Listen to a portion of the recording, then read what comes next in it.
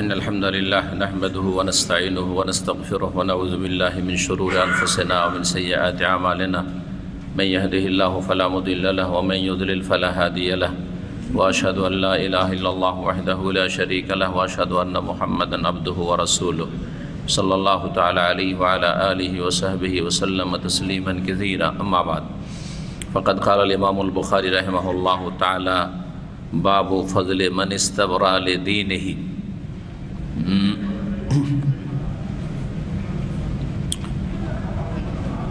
باب سوال جبريل النبي صلى الله عليه وسلم عن الإيمان والإسلام والإحسان وعلم الساعة وبيان النبي صلى الله عليه وسلم له ثم قال جاء جبريل عليه السلام يعلمكم دينكم فجعل ذلك كله دينا وما بين النبي صلى الله عليه وسلم لوفد عبد القيس من الإيمان وقوله تعالى ومن يبتغي غير الإسلام دينا فلا يقبل منه وهو في الآخرة من الخاسرين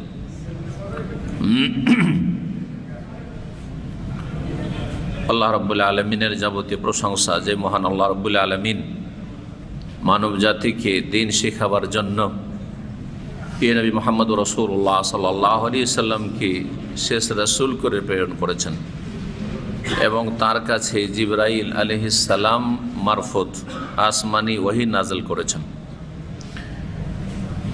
আমাদের ধারাবাহিক আলোচনা সহিহুল বুখারী প্রতি জুমাবারে জুমার সালাতের পরে আমাদের ইসলামিক সেন্টার দাম্মামে চলে আসছে।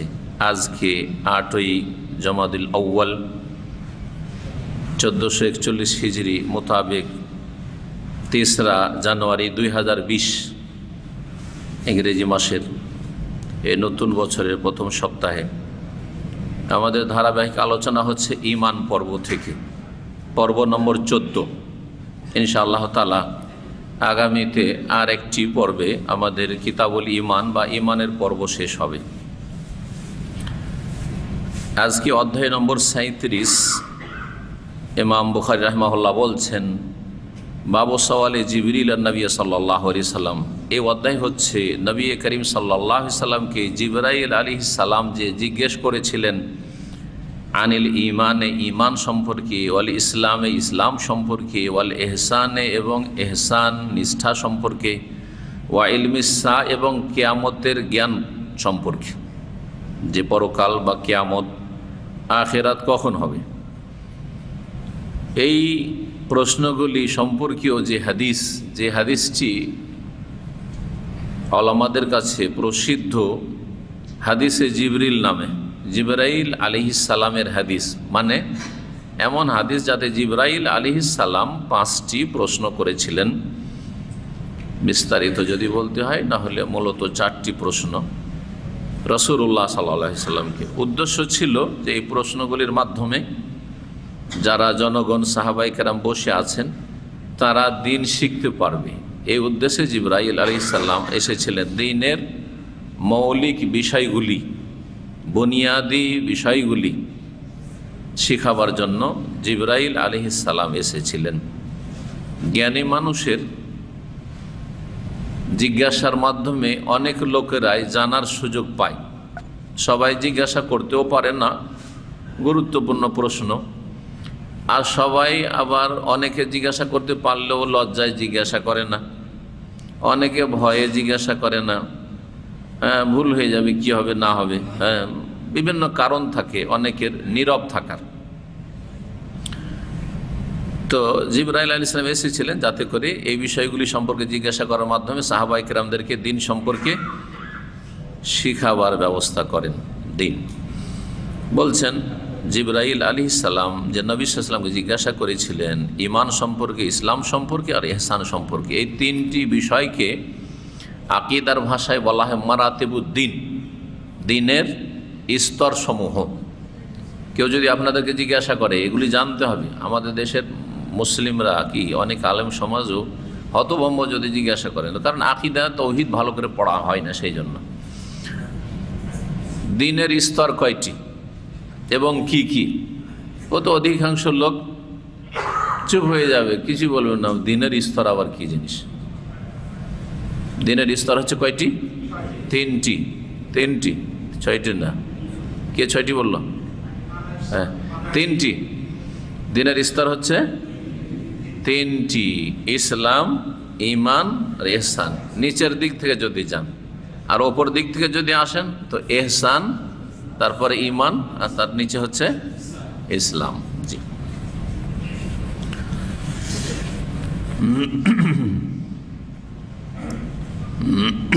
ইমাম বুখারী রাহিমাহুল্লাহ বলছেন, ও বায়ানিন নবী সাল্লাল্লাহু, যখন প্রশ্ন করে জিবরাইল আলাইহিস সালাম, তখন নবী করিম সাল্লাল্লাহু আলাইহি সাল্লাম যে বর্ণনা দিয়েছিলেন সেগুলি মনে রাখতে হবে। ইসলাম সম্পর্কে কি বর্ণনা দিয়েছিলেন?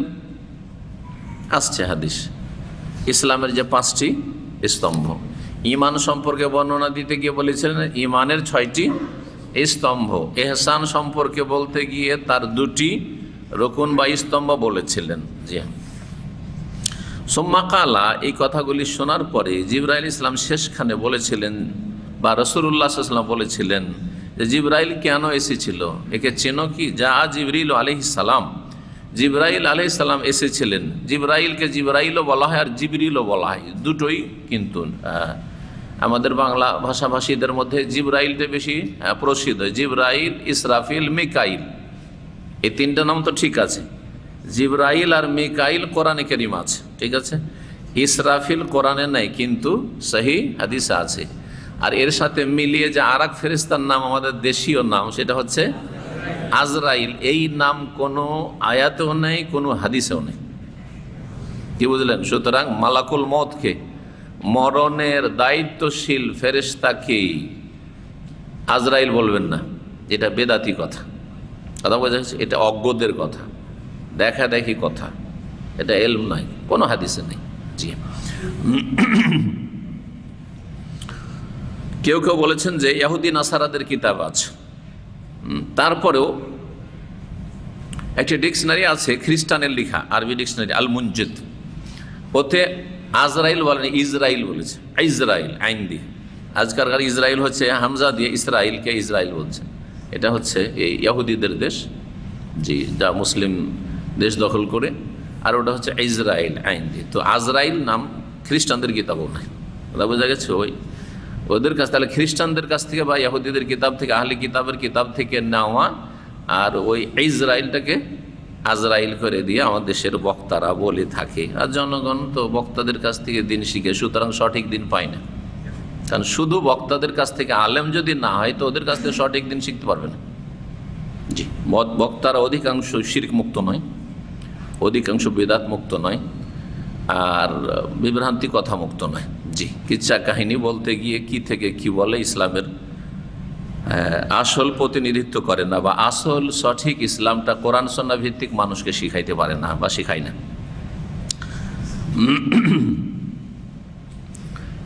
জিবরাইল আলাইহিস সালাম এসেছিলেন ইউআল্লিমুকুম দীনাকুম, উদ্দেশ্য ছিল তোমাদেরকে তোমাদের দিন শিখানো। কি শিখানো? দিন শিখানো। তাহলে এই বিষয়গুলি হচ্ছে দিন, দিন মানে দিনের মূল, দিনের শিকড়, দিনের স্তম্ভ, হ্যাঁ, দিনের বুনিয়াদ। এটা জি, বুনিয়াদ। জি, এগুলি হচ্ছে আসল দিন কায়েম করা। যেগুলি বুনিয়াদ সেগুলি হচ্ছে আসল দিন কায়েম করা। বুনিয়াদি যদি না থাকে, তাহলে এছাড়া অন্য কিছুর নাম হচ্ছে দিন কায়েম করা, ভুল। এটা ব্যাখ্যা। জি। ফাজাল আজু আলাইকা কুল্লাহু দীনান, এই সবগুলিকে ইসলামের 5টি, ঈমানের 6টি, আর ইহসানের 2টি, হ্যাঁ, 6, 5, 11 আর 2, 13, এগুলিকে কি বলেছিলেন? দিন বলেছিলেন। ওমা বাইয়ানান নবী সাল্লাল্লাহু আলাইহি ওয়াফদে আব্দুল কাইস, আর আব্দুল কাইসের প্রতিনিধি যে এসেছিল মদিনায়, তাদের সামনে যা বর্ণনা দিয়েছিলেন রাসূলুল্লাহ সাল্লাল্লাহু আলাইহি ওয়াসাল্লাম মিনাল ঈমান, ঈমানের পরিচয় দিতে গিয়ে, ঈমানের ব্যাখ্যা করতে গিয়ে, ওটাও হাদিস আসছে। ওখানে ঈমানের ব্যাখ্যা দিয়েছেন জিবরাইলের হাদিস থেকে একটু ভিন্ন করে। তাহলে দুটো মিলালে যেই কথাটি বোঝা যায়, সেটা ইমাম বুখারী রাহিমাহুল্লাহ এখানে সূক্ষ্ম কথা বোঝাতে চাইছেন। আব্দুল কাইসের এই প্রতিনিধি কাদেরকে বলা হয়? অনেক লোকের আছেন, আপনারা কয়েকশো লোক ধরেন, আর 5 জন লোক 10 জন লোককে ডাইরেক্টরের কাছে পাঠাইলেন কোনো একটি কাজের জন্য, হ্যাঁ, বা কোনো একজন দায়িত্বশীলের কাছে পাঠাইলেন যে আমাদের এই কথাটি আপনি পৌঁছে আসেন, বা আপনারা গিয়ে জেনে আসেন। এদেরকে কি বলা হয়? ওয়াফদ মানে প্রতিনিধি বলা হয়, প্রতিনিধি দল। তো এই ওয়াফদ আব্দুল কায়েস বংশের ছিল। এই আব্দুল কায়েস বংশের এলাকা বাড়ি কোথায় ছিল? আপনারা যে এলাকায় বসে আছেন এই এলাকাতেই ছিল। জি, বোঝা গেছে না? আব্দুল কায়েস বংশ এরা বাস করতো আলহাসার কাছে। আলহাসার এদের এলাকা আলহাসা থেকে শুরু করে দারিন পর্যন্ত ছিল। দারিনও জানেন আপনারা, তাই না? নাম শুনেছেন অনেকে, দারিন না শোনেননি? কাতিফ তারু, তারপরে দারিন আছে না? হ্যাঁ, জি। তো দাম্মামটা ছিল না। দাম্মামের বয়স 100 বছর, মোটামুটি 80 থেকে 100 বছর বলা হচ্ছে। কিন্তু দারিন আর কাতিফ এই নামগুলি এসেছে সাহাবাই কেরামদের যুগে। হ্যাঁ, কিতাবে, সিরাতের কিতাবে, সাহাবাই কেরামদের জীবনের কিতাবাদিতে। জি, আলা ইবনুল হাদরামি রাদিয়াল্লাহু তাআলা আনহু বিখ্যাত সাহাবী, তার নামে একটা রোড আছে এই টয়োটাতে এখানে। তো এই সাহাবী এই এলাকার প্রথম আমির ছিলেন, হ্যাঁ, দায়িত্বশীল ছিলেন রাসূলুল্লাহ সাল্লাল্লাহু আলাইহি ওয়াসাল্লামের পক্ষ থেকে। জি, তাকে নেতৃত্ব দিয়ে পাঠানো হয়। জি, তো ওনার সফর দারিন, উনি যে সফর করে দারিন পর্যন্ত এসেছেন এই কথা রয়েছে। আর তিনি প্রথম এসেছেন আলহাসার কাছে, যেই প্রাচীন জুমা মসজিদ, ইসলামের ইতিহাসে দ্বিতীয় জুমা মসজিদ, মসজিদে নববীর পরে। জি, সেই মসজিদটি কেউ দেখেছেন? কেউ গিয়েছেন ওই এলাকা? জাওয়াসা, গারার দিকে, আল গারা, যেটা আলহাসা থেকে এক সাইডে গিয়েছে। এই মসজিদ আমি দেখতে গিয়েছি, কিন্তু সেই সময় কাজ চলছিল, মেরামত, মেনটেন্যান্সের কাজ চলছিল, যার ফলে বন্ধ ছিল। কিন্তু মসজিদের কাছাকাছি যে প্রাচীর ঘেরা আছে, কাজ চলছে, ওখান থেকে ফিরে এসেছি। এখন রেডি হয়ে গেছে, ভিতরে যেতে দিচ্ছে, আপনি মসজিদে নামাজ পড়ে আসতে পারেন। রাসূলুল্লাহ সাল্লাল্লাহু আলাইহি ওয়াসাল্লাম মসজিদে নববীর পরে দ্বিতীয় এই মসজিদটি কায়েম হয় কখন? এই যে আব্দুল কায়েসের প্রতিনিধি দল গিয়েছিল ইসলাম কবুল করার পরে, ইসলামের কথা যখন পৌঁছিল তখন কবুল করার পরে তারা দিন সম্পর্কে জানার জন্য, আর তারপরে এসে ইসলামের দাওয়াত দিল বংশধরকে, এলাকাবাসীকে, তারা ইসলাম কবুল করলো। এখানে তারা এসে জুমার সালাত আদায় করার জন্য প্রথম এই এলাকায় জুমা মসজিদ কায়েম করলো, যেই জায়গাটির নাম সহিহ বুখারীতে রয়েছে, আউয়ালু জুমআতিন জুমিয়াত বাদা জুমআতে রাসূলুল্লাহ সাল্লাল্লাহু আলাইহি ওয়াসাল্লাম বা বাদা মসজিদে রাসূলুল্লাহ সাল্লাল্লাহু আলাইহি ওয়াসাল্লাম বে জাওয়াসা কারিয়াতিন মিন কোরাল বাহরাইন। সর্বপ্রথম জুমা, যেই জুমা কায়েম করা হয়েছিল রাসূলুল্লাহ সাল্লাল্লাহু আলাইহি ওয়াসাল্লাম মসজিদের জুমার পরে, মানে মসজিদে নববীর জুমার পরে, সেটা ছিল জাওয়াসা নামক গ্রামে। কারিয়া, মদিনা মানে শহর, আর কারিয়া মানে হচ্ছে গ্রাম। একটি গ্রামে জুমা হয়েছিল, যেটি কারিয়াতুম মিনাল কোরাল বাহরাইন, বাহরান এলাকার একটি গ্রাম, একটি জনপদ, সেখানে জুমা কায়েম করা হয়েছিল এই জাওয়াসা আলহাসার পাশে। জি, এটি হচ্ছে পুরাতন নাম, যা সহিহ বুখারীর হাদিস এটি।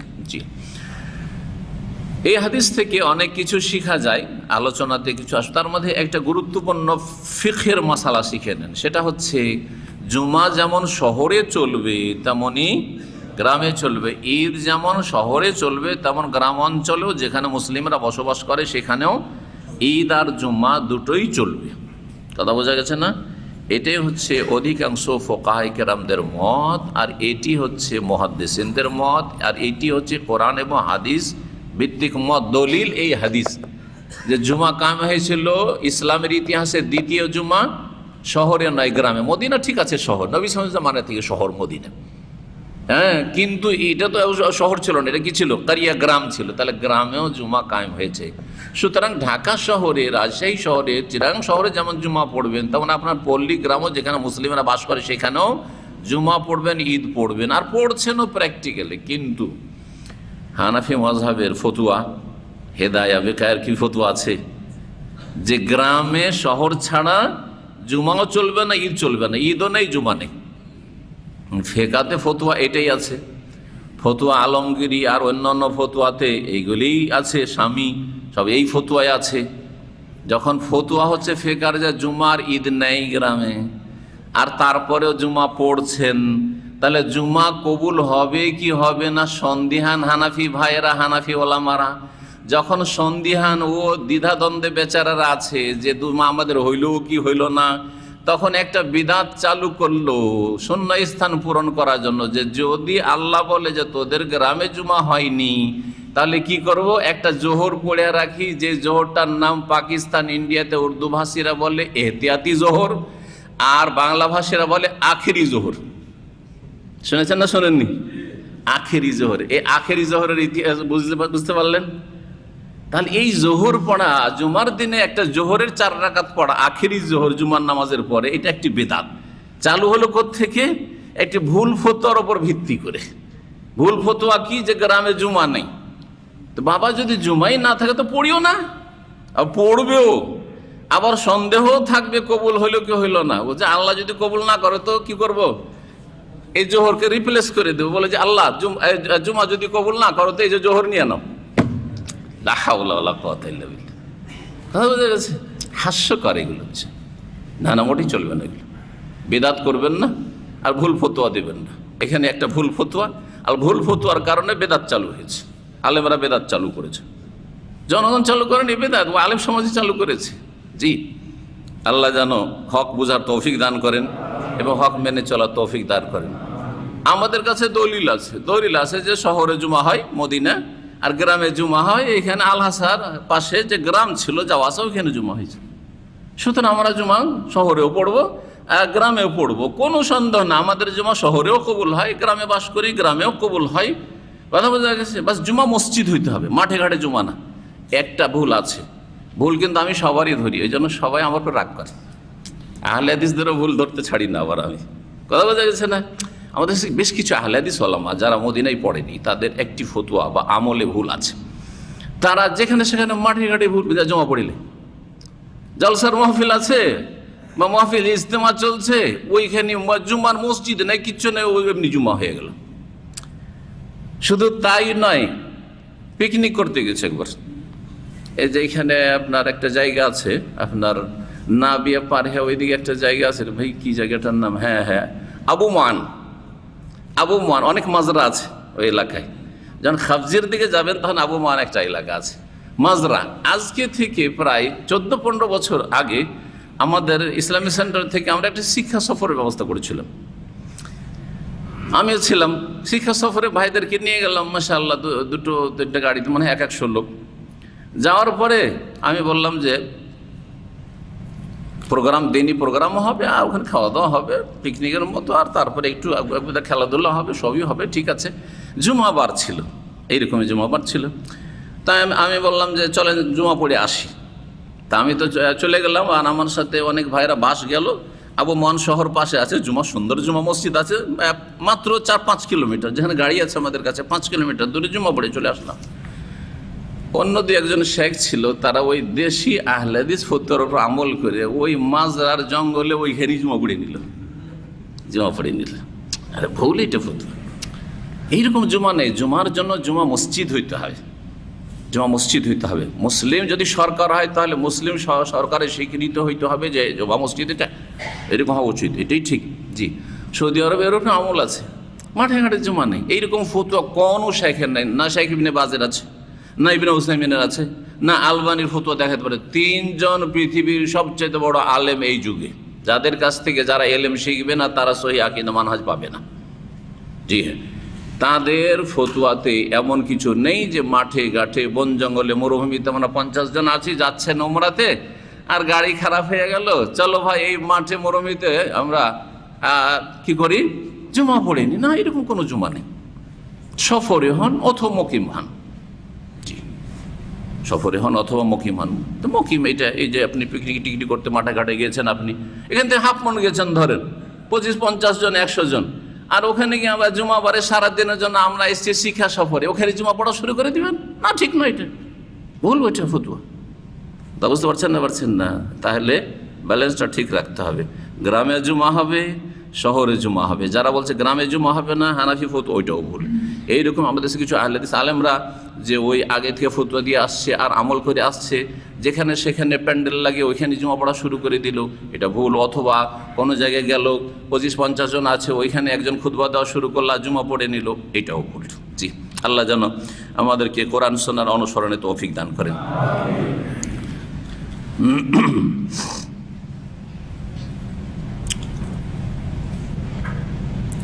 বলছেন তারপরে ইমাম বুখারী রাহিমাহুল্লাহ তার অধ্যায়ের সমর্থনে এই বিষয়গুলি নিয়ে আসছেন। একটা হাদিস জিবরাইলের হাদিসের দিকে ইঙ্গিত করলেন, আব্দুল কায়েসের প্রতিনিধির যে এসেছিল সেই হাদিসটা আসছে, সেই হাদিসের দিকে ইঙ্গিত করলেন। সেই হাদিসে কি আছে? ইমানের পরিচয় দিতে গিয়ে বা তার ব্যাখ্যা করতে গিয়ে ইসলামের রুকনগুলি বলেছিলেন। তাহলে এর দ্বারা কি বোঝা গেল? যে ইমান বললে তাতে ইসলামও শামিল, আর ইসলাম বললে তাতে ইমানও শামিল। আর এই কথাগুলি বহুবার আলোচনা করেছি।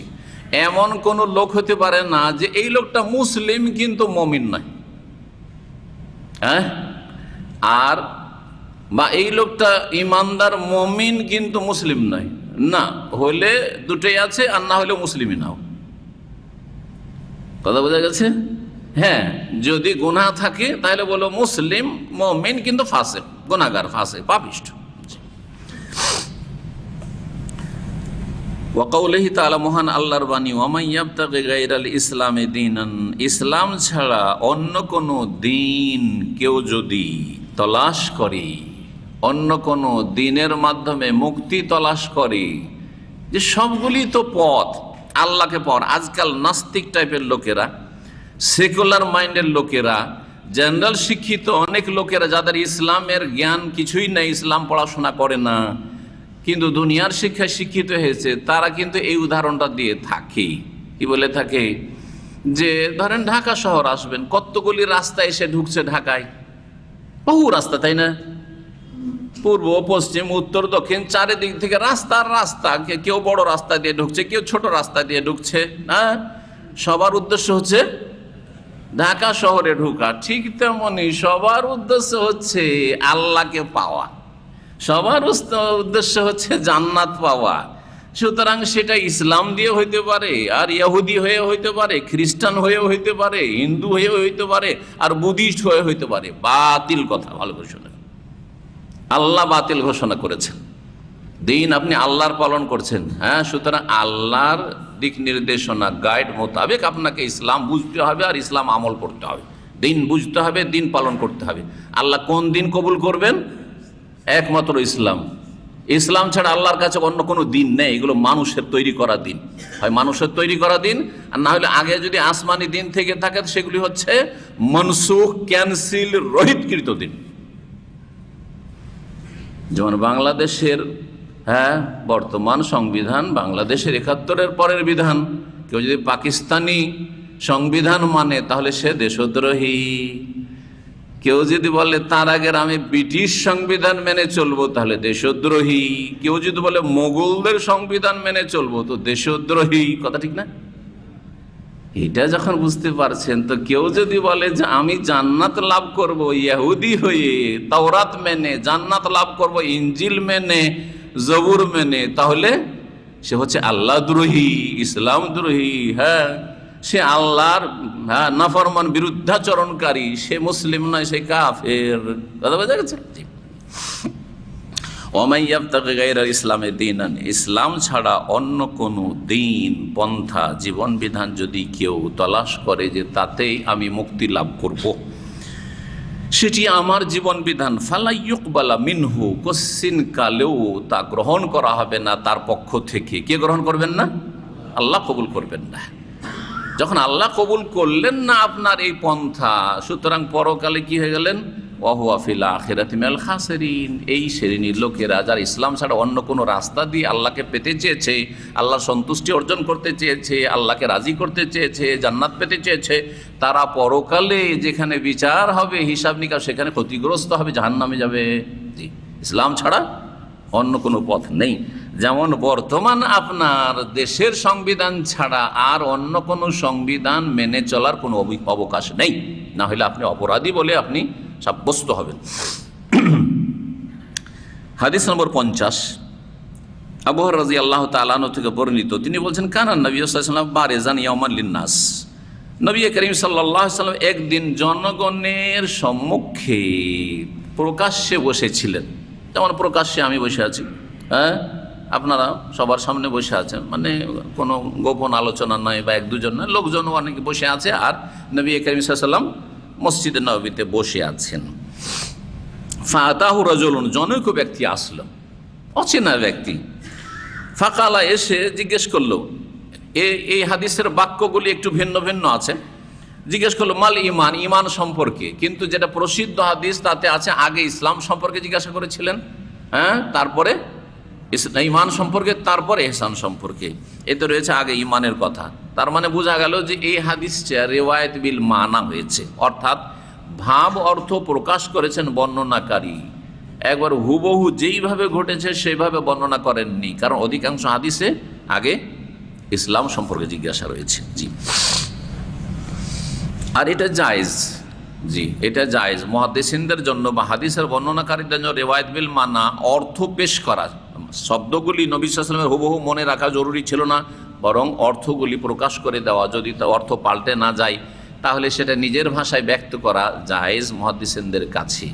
কিন্তু আমি আপনি যখন হাদিস পড়বো তখন আপনি খেয়াল খুশি আরবি ভাষার পণ্ডিত, হ্যাঁ, ছোট থেকে আরবি পড়েছেন, আপনি একটা হাদিস মুখস্থ করবেন না আর বানিয়ে বানিয়ে হাদিস বয়ান করছেন, এটা চলবে না। যেমন কিছু বক্তারা আজকাল করে, একটু আরবি বলতে পারে, ও আরবি এমনি পড়ে দেয়, ও হাদিস কোনো ওই শব্দে কোনো হাদিস পাবেন না, তো এইভাবে জায়েজ নয় আপনার জন্য। ইমান কি জিনিস? অন্য রিওয়ায়াতে রয়েছে আখবিরনি আনিল ইমান, আচ্ছা বলুন তো ইমান সম্পর্কে। কালা, তখন রাসূল বলেন আল ঈমান আন তুমিনা বিল্লাহি, ইমান হচ্ছে আল্লাহর প্রতি ইমান রাখবে, ও মালাইকাতিহি, ইমান রাখবে মানে কি? বিশ্বাসের সাথে স্বীকৃতি দান করবে, দুটো কথা মনে রাখবে। আর আগে আলোচনা করেছি, বিশ্বাসের সাথে বিশ্বাস স্বীকৃতি, যতক্ষণ পর্যন্ত বিশ্বাস করে মেনে নেওয়া না পাওয়া যাবে ততক্ষণ পর্যন্ত সেটা বিশ্বাস কোনো কাজের না। ও মালাইকাতিহি, তার মালাইকা ফেরেশতাদের প্রতি ঈমান রাখবে, ও লিকাইহি, এবং তার সাথে সাক্ষাতের। অন্য রিওয়ায়াতে রয়েছে ওয়াল ইয়াউমিল আখির, পরকালের প্রতি। এখানে বলা হয়েছে সাক্ষাতের, কার সাথে সাক্ষাতের? আল্লাহর সাথে সাক্ষাৎ কোথায় ঘটবে?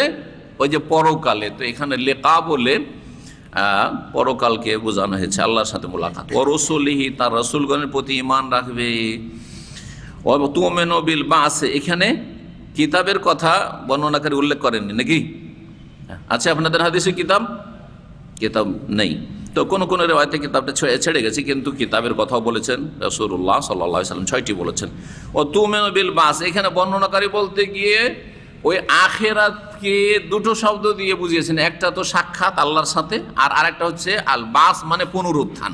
দুটো কিন্তু একই জিনিস, কারণ মানুষের মরণ থেকে শুরু করে জান্নাত জাহান্নাম পর্যন্ত যতগুলি স্তর আছে আর যা কিছু ঘটবে সবগুলির নাম হচ্ছে আখিরাত, সবগুলির নাম হচ্ছে কিয়ামত। জি, কোরআনের ভাষা সবগুলির নাম হচ্ছে as-সাআ, ইয়াসআলুনাকা আনিস-সাআ, কিয়ামতের। মানুষ মরে গেলে ওর দুনিয়ার সাথে আর কোনো যোগাযোগ নেই, ওর কিয়ামত শুরু হয়ে গেছে, পরকাল শুরু হয়ে গেছে, পরলোক গমন করেছেন বলছেন না, আর দুনিয়াতে নেই, চলে গেছে ইল্লিনে অথবা সিজ্জিনে চলে গেছে। ঠিক, এই মরণ থেকে শুরু কিন্তু আখেরাত মানুষের। অনেকে মনে করে আখেরাত মানে যেই দিন কবর থেকে উঠানো হবে আখেরাত, না, সেটা হচ্ছে বিচার দিবস, ইয়াউমুল হিসাব। কিন্তু আপনার পরকাল এখান থেকে, এই মরণ থেকে। তাহলে পরকাল কত কাছে আর দুনিয়া কত সীমিত, আপনি বলতে পারবেন না যে আমার দুনিয়ার আর 1 মিনিট বাকি আছে, কে বলতে পারবেন? তাহলে দুনিয়া কত সংকীর্ণ, অথচ বড় বড় আশা আকাঙ্ক্ষা করে বসে আছেন, আমি এই করব সেই করব, ঘোড়ার ডিম করব। জি, দুনিয়ার ক্ষেত্রে। আর দিনের ক্ষেত্রে আচ্ছা ঠিক আছে, এখন তো পোলাপান হয়ে আছি, অল্প বয়সে আছি, তওবা করে নেব। প্রবাসীরা বলছে আচ্ছা ঠিক আছে, হজটা করি, তখন 5 ওয়াক্ত যে হজে যাব না, আর কোনোদিন নামাজ ছাড়বো না। অনেক রমজানে এসে অনেক ভাইরা মনে করে আর নামাজ ছাড়বো না, রমজানের পরে 10 দিন, তারপরে শেষ, তাই না? আর অনেক বাপ মায়েরা মনে করে যে আচ্ছা শ্বশুর হয়ে যাই, ছেলে মেয়ের একটু বিয়ে শাদী দিয়ে দিয়ে তারপরে পরেশগার হয়ে যাব, আর ওই দুনিয়াদারি করবো না, হ্যাঁ, তারপরে আর নামাজ রোজা ছাড়বো না, কারণ শ্বশুর হয়ে গেছি এখন। ঠিক আছে, অনেক চাকরিজীবীরা মনে করে যে আচ্ছা ঠিক আছে, এখন তো ঘুষ টুস খেতেই হবে, তো আর কত তওবা করবো, একবারই তওবাটা ভালো করেই করবো, রিটায়ারটা হয়ে যায় আর তারপরে তওবা করবো। এদেরকে আল্লাহ সুযোগ দেন না, কারণ এরা আল্লাহর সাথে উপহাস করে। আউযুবিল্লাহ, যেখানে একটা সেকেন্ড আমার হাতে নেই, আপনার হাতে নেই, কি জানি এখনই মত চলে আসতে পারে, কি এখনই মত চলে আসতে পারে আপনার আমার, তো কী করে আপনি ভাবছেন যে আমি এতদিন পরেই করবো, এতদিন পরেই করবো, এতদিন পরেই করবো? আউযুবিল্লাহ, আপনার আল্লাহর ভয় নেই, অথবা আপনার জ্ঞানই নেই ইসলাম সম্পর্কে, আপনি একটা মূর্খ জাহেল, আপনার দিনের কোনো জ্ঞান নেই, হয় জ্ঞান নেই, আর না হলে জ্ঞান থাকলে আপনার ভয় নেই। জি, কোনো চিন্তা নেই আপনার আখিরাত সম্পর্কে। কালা মাল ইসলাম, তারপরে জিজ্ঞেস করলেন ইসলাম কি জিনিস। কালাল ইসলাম, ইসলাম হচ্ছে আনতা আবুদাল্লাহ ওয়ালা তুশরিকু বিহি, এক আল্লাহর ইবাদত করবে, তার সাথে শরীক করবে না। অন্য রিওয়ায়াতে রয়েছে আখবিরনি আনিল ইসলাম, যখন ইসলাম সম্পর্কে বলেন নানান আমাকে, তখন কি বলেছিলেন? আল ইসলাম আনতা শাহাদা আল্লাহ ইলাহা ইল্লাল্লাহ ওয়া আন্না মুহাম্মাদার রাসূল, শাহাদাতান বলেছিলেন, আল্লাহ ছাড়া কোনো সত্য উপাস্য নেই এবং মুহাম্মদ সাল্লাল্লাহু আলাইহি ওয়াসাল্লাম আল্লাহর প্রেরিত রাসূল। ওই কথাকে এখানে বোঝানো হয়েছে কি, শুধু তৌহিদের কথা, তৌহিদের দুটো দিক, যে এক আল্লাহর ইবাদত করবে, তার সাথে শরীক করবে না। তাহলে রেসালাতের কথাটি এখানে থেকে গেছে, উল্লেখ করা হয়নি। এই যে অর্থবোধক হাদিসে কত পার্থক্য, তাহলে শব্দের বেশ কিছু পার্থক্য রয়েছে। ইমাম বুখারী রাহিমাহুল্লাহ একটি হাদিসকে বহু জায়গায় নিয়ে আসেন, এখানে এই ভাষাতে নিয়ে এসছেন, আর অন্য জায়গায় অন্যভাবে নিয়ে এসছেন। জি, এইভাবে এসছে। ওয়া তুকিমুস সালাত, আর সালাত কায়েম করবে। সালাত কায়েম করা মানে নামাজ পড়তে হবে নাকি? হ্যাঁ, প্রতিষ্ঠা করতে হবে মানে কি? মানে ব্যাখ্যা বলছি। কি ব্যাখ্যা? 5 ওয়াক্ত নামাজ পড়তে হবে।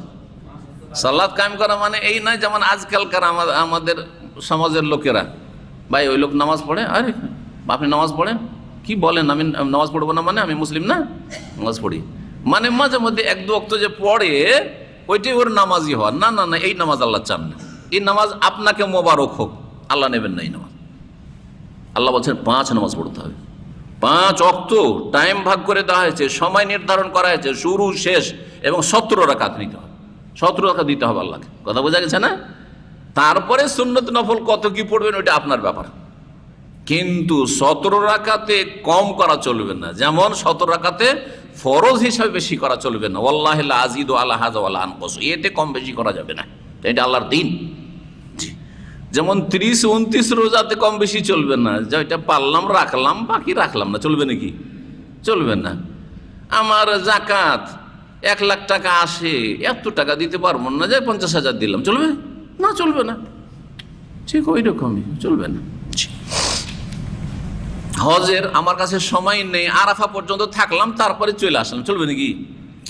এগুলো তো বুঝতে পারছেন। কেউ যদি হজ করতে যাও, বলছে যে অত আমার সময় নেই, খুব ব্যস্ত মানুষ, হ্যাঁ নেতা মাথা মানুষ, চলেন আরাফার ময়দানটা থাকি, আর তারপরে চলে যায় দেশে। অনেকে ভিআইপিরা কি করে জানেন? আরাফা থেকে ফিরে এসে সোজা মক্কা চলে আসে, আর পাথর একটা চাকরকে ধরিয়ে দিয়ে চলে আসে, 2-300 রিয়াল ধরিয়ে দেয়। ভিআইপিদের অবস্থা জানি, কারণ ভিআইপিদের সাথে আমি মুআল্লিম হিসাবে কয়েক বছর থেকেছি, গত বছর ছিলাম। আল্লাহ হেদায়েত করে অনেক ভিআইপিদেরকে, কিন্তু অনেক আলহামদুলিল্লাহ অনেকে আছেন মাশাআল্লাহ, তারা শিখে আগ্রহ করে, আর তারপরে ওরা আমার সাথে নিয়মিত থেকে একবার শেষ পর্যন্ত থেকেছে।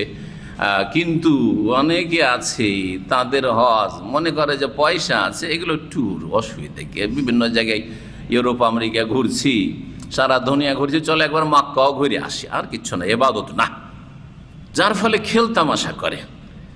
যেমনই 10 তারিখে সকালবেলা এলো মেনা, আসার পরে ওখান থেকে সব লেগেজ টেগেজ নিয়ে দিল টান মক্কা, কারণ মক্কা থেকে হিলটনে থাকবে, না ইন্টারকন্টিনেন্টালে থাকবে, 5 স্টারে থাকবে, আর এখানে কে পড়ে থাকে? তারপরও ভিআইপি সীমা যেমন তো না, ভিআইপি সেখানে অ্যাটাচ বাথরুম, আর মাত্র কয়টা করে লোক, আর কি মাশাআল্লাহ সেখানে সুযোগ সুবিধা, তারপরেও না পরোয়া নেই ইবাদতের।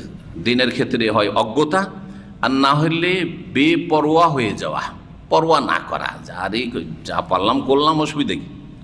এইভাবে আল্লাহ নেবেন না, খেল তামাশা করছেন আপনি।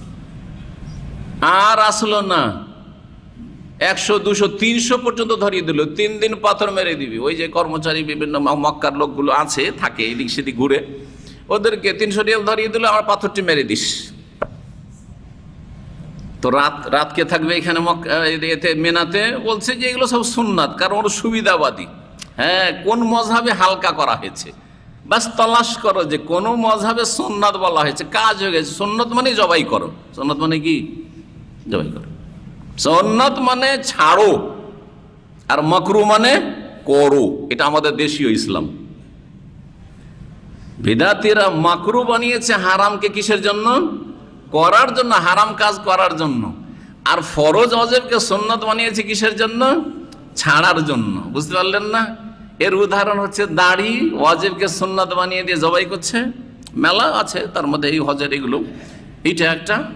আর মকরু হচ্ছে ধূমপান করা, জর্দা তামাক মাকরু বলে হুজুরেরা খাবে। এখন হুজুররাকে খেতে হবে, হারাম বললে তো খাওয়া যাবে না, তাহলে কি করতে হবে? হারাম থেকে ওকে মকরুতে নামিয়ে দেওয়ার। মকরু মানে ঘৃণিত। কার কাছে ঘৃণিত? আল্লাহর কাছে ঘৃণিত, রাসূলুল্লাহ সাল্লাল্লাহু আলাইহি ওয়াসাল্লামের কাছে ঘৃণিত, ইসলামের দৃষ্টিতে ঘৃণিত। তো আপনার কাছে কেন এত রুচিকর? আপনার কাছে কেন এত প্রিয়? আল্লাহ ঘৃণা করে, রসুল ঘৃণা করেন, কিন্তু আপনি ভালোবাসেন হ্যাঁ ধূমপান করা অথবা জর্দা খাওয়া। কিছু হুজুরের আছে যারা ধূমপান যদি নাও করে কিন্তু জর্দা ছাড়া তো বাঁচতে পারে না ওরা। আউযুবিল্লাহ, আউযুবিল্লাহ মিনাশ শাইতানির রাজিম। খাবাইস, এগুলি নোংরা জিনিস। ঠিক।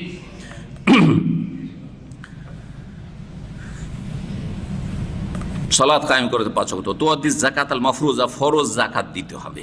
জি। কথা সুম রমাদান, রমজান মাসের সিয়াম পালন করবে। তখন পর্যন্ত হজ ফরজ হয়নি, হজের কথা উল্লেখ করেননি হয়তো, বা এখানে সংক্ষেপ করে দেওয়া হয়েছে। অন্য হাদিস কিন্তু রয়েছে, জিবরাইল হাদিসে হজের কথা রয়েছে না, তার মানে হজ ফরজ হওয়ার পরেও এই ঘটনা ঘটেছে, কিন্তু এখানে সংক্ষেপ করে দেওয়া হয়েছে। কালামাল এহসান, এহসান কি জিনিস? কাল আনতা আবুদাল্লাহ কান্নাকা তারাহু। এহসানের উচ্চ স্তর, দুটো স্তর হচ্ছে বা দুটো রুকুন। উচ্চ স্তরের রুকুন হচ্ছে বা স্তম্ভ হচ্ছে যে আপনি আল্লাহর এবাদত বন্দি করবেন। এবাদত বন্দি মানে শুধু নামাজে সীমিত নয়, মুসলিম জীবনটা পুরোটাই কিন্তু এবাদতের। এখন আমরা এবাদতে আছি, বাড়িতে যখন আছেন এবাদতে, কারণ আপনি আল্লাহর বান্দা, সুতরাং সবসময় আল্লাহর গোলামি করছেন। এবাদত মানে গিয়ে গোলামি করা।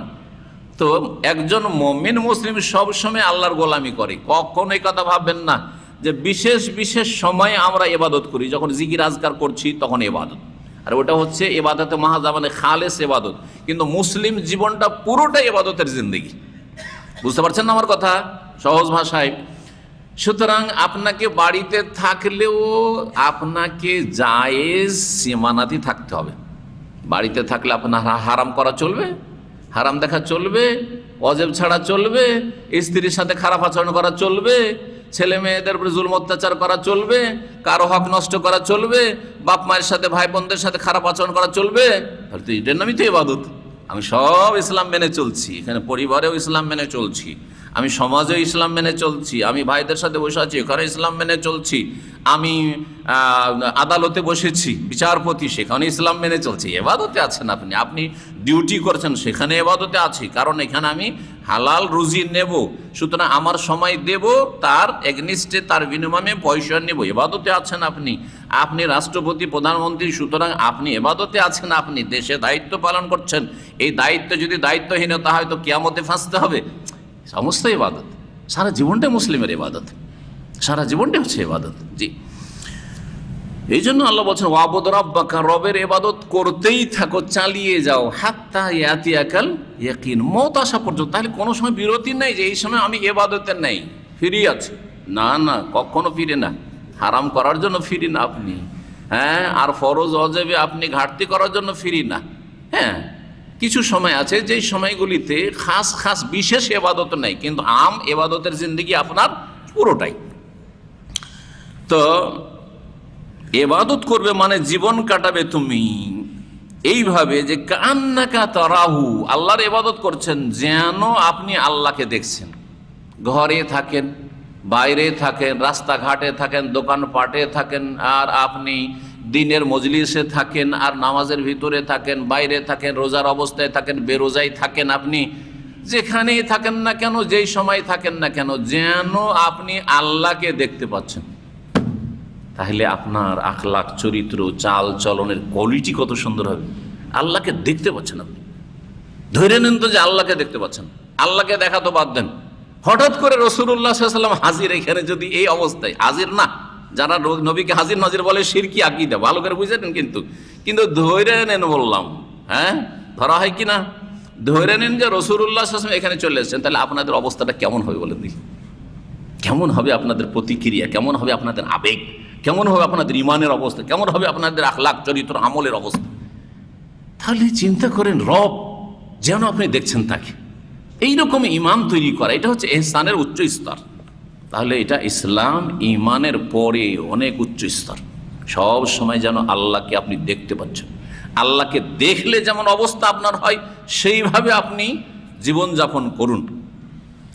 এটা যদি করা সম্ভব না হয়, ফাইল্লাম তখন তারাহু, আপনি দেখছেন এইরকমটা আপনার মনে হচ্ছে না, কিন্তু তাহলে কমপক্ষে এইটা হইতে হবে, ফাইন না হইয়া রাখা যে আল্লাহ আপনাকে দেখছেন। এইটাও যে মনে রাখতে পারবে সব সময় যে আল্লাহ আমাকে দেখছেন, তার দ্বারা কোনো গুনাহ হবে না। আর যদি হয়ে যায় তো সাথে সাথে কি করবে? ভুল স্বীকার করে তওবা করবে। ধরেন আমি আপনাদেরকে দেখছি, একটা উদাহরণ দিই, খুব সহজ ভাষায় উদাহরণ দিই, কারণ এই উদাহরণগুলো দিয়ে বোঝা যাবে। আপনি এটা ভুল কাজ করে দিয়েছেন আমার সামনে, ধরেন আমি দেখছি আপনার দিকে, আর আপনি ধরেন মোবাইল রিসিভ করেছেন, মজলিসে বসে হাদিসের মজলিস চলছে, আপনি মোবাইল রিসিভ করেছেন। আপনি বুঝতে পারছেন যে আমাকে তো শেখ দেখলো, এটা খুব খারাপ লাগলো আমাকে। সাথে সাথে অনুতপ্ত হবেন না? সাথে সাথে বলেন আগামীতে আর এই মোবাইল আমি চালু রাখবো না, এখানে করবেন না? এটার নামই হচ্ছে সংশোধন, এটার নাম হচ্ছে সংশোধন। তাহলে এতটুকু যদি একটা, আপনার মতো মানুষকে দেখে এত লজ্জা পান, এত অনুতপ্ত হন, আর খুব মনটা খারাপ হয়ে যায়, আর খুব খারাপ একটা আজকে হয়ে গেল, তাহলে রবের সামনে আল্লাহ সবসময়কে দেখছেন, সুতরাং ভুল হবেই না, অন্যায় হবেই না, পাপ হবেই না। আর যদি হয়ে যায় সাথে সাথে তওবা করো, আস্তাগফিরুল্লাহ, আল্লাহ আমি ভুল করে দিই, আল্লাহ তুমি মাফ করে দাও।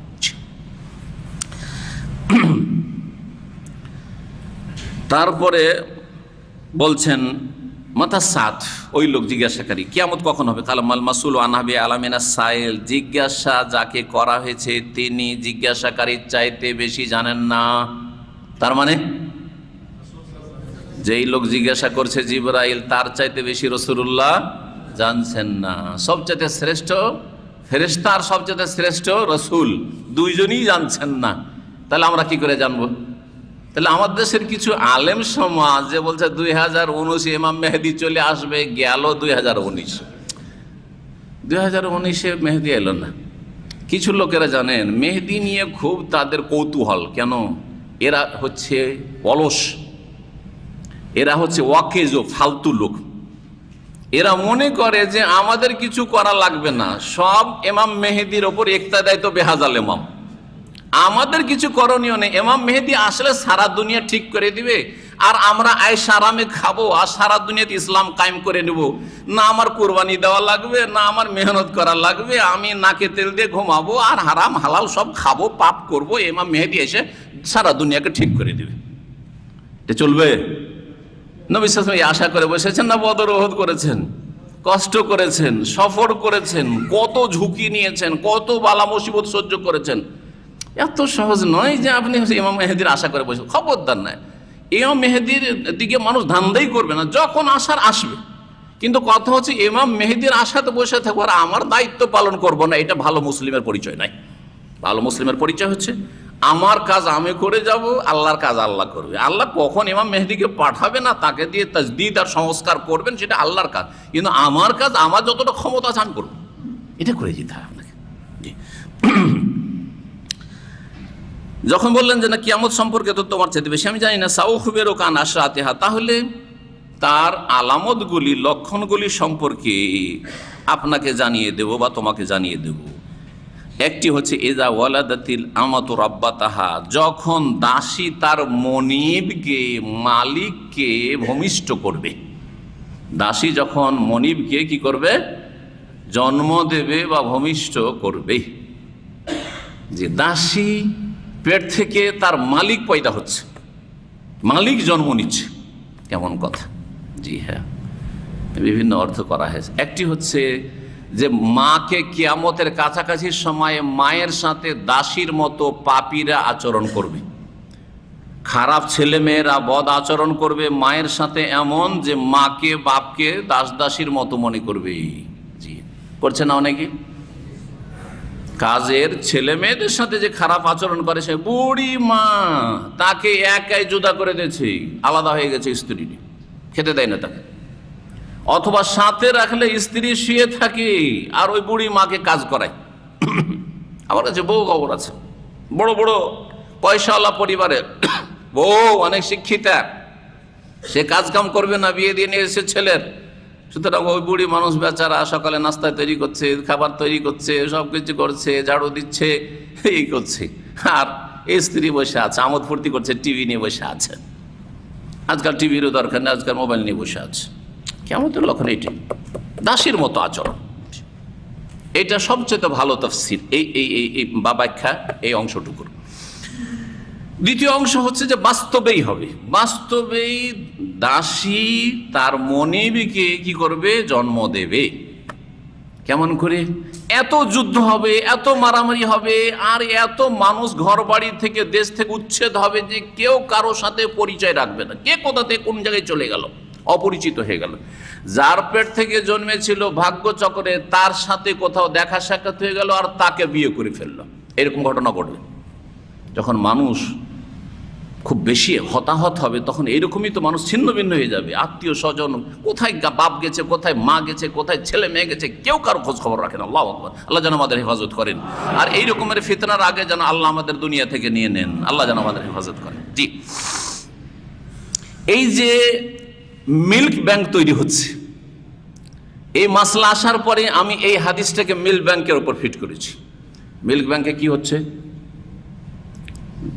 যার দুধ ওখানে ব্যাংকে জমা করেছে যে মহিলা, সেই মহিলার ওইখান থেকে দুধ পান করলো কোনো বাচ্চা, আর বাচ্চা দুধ পান করার কোনো এক সময় ভাগ্যচক্রে ওই মহিলা হয়তো বিধবা হয়েছে বা তালাক প্রাপ্ত হয়েছে, ওকে বিয়ে করে ফেললাম। হতে পারে না? পারে না?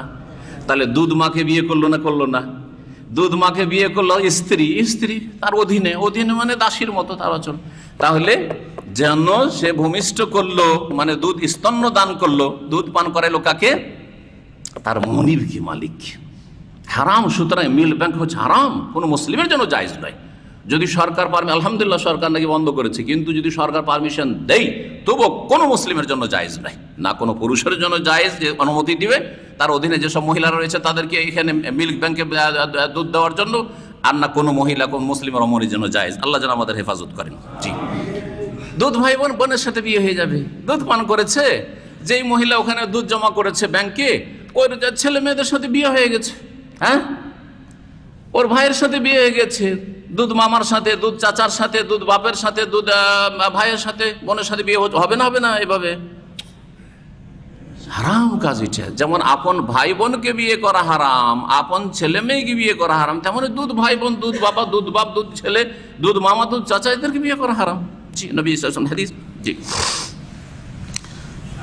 তো একটু এগিয়ে আসেন, জায়গা কম।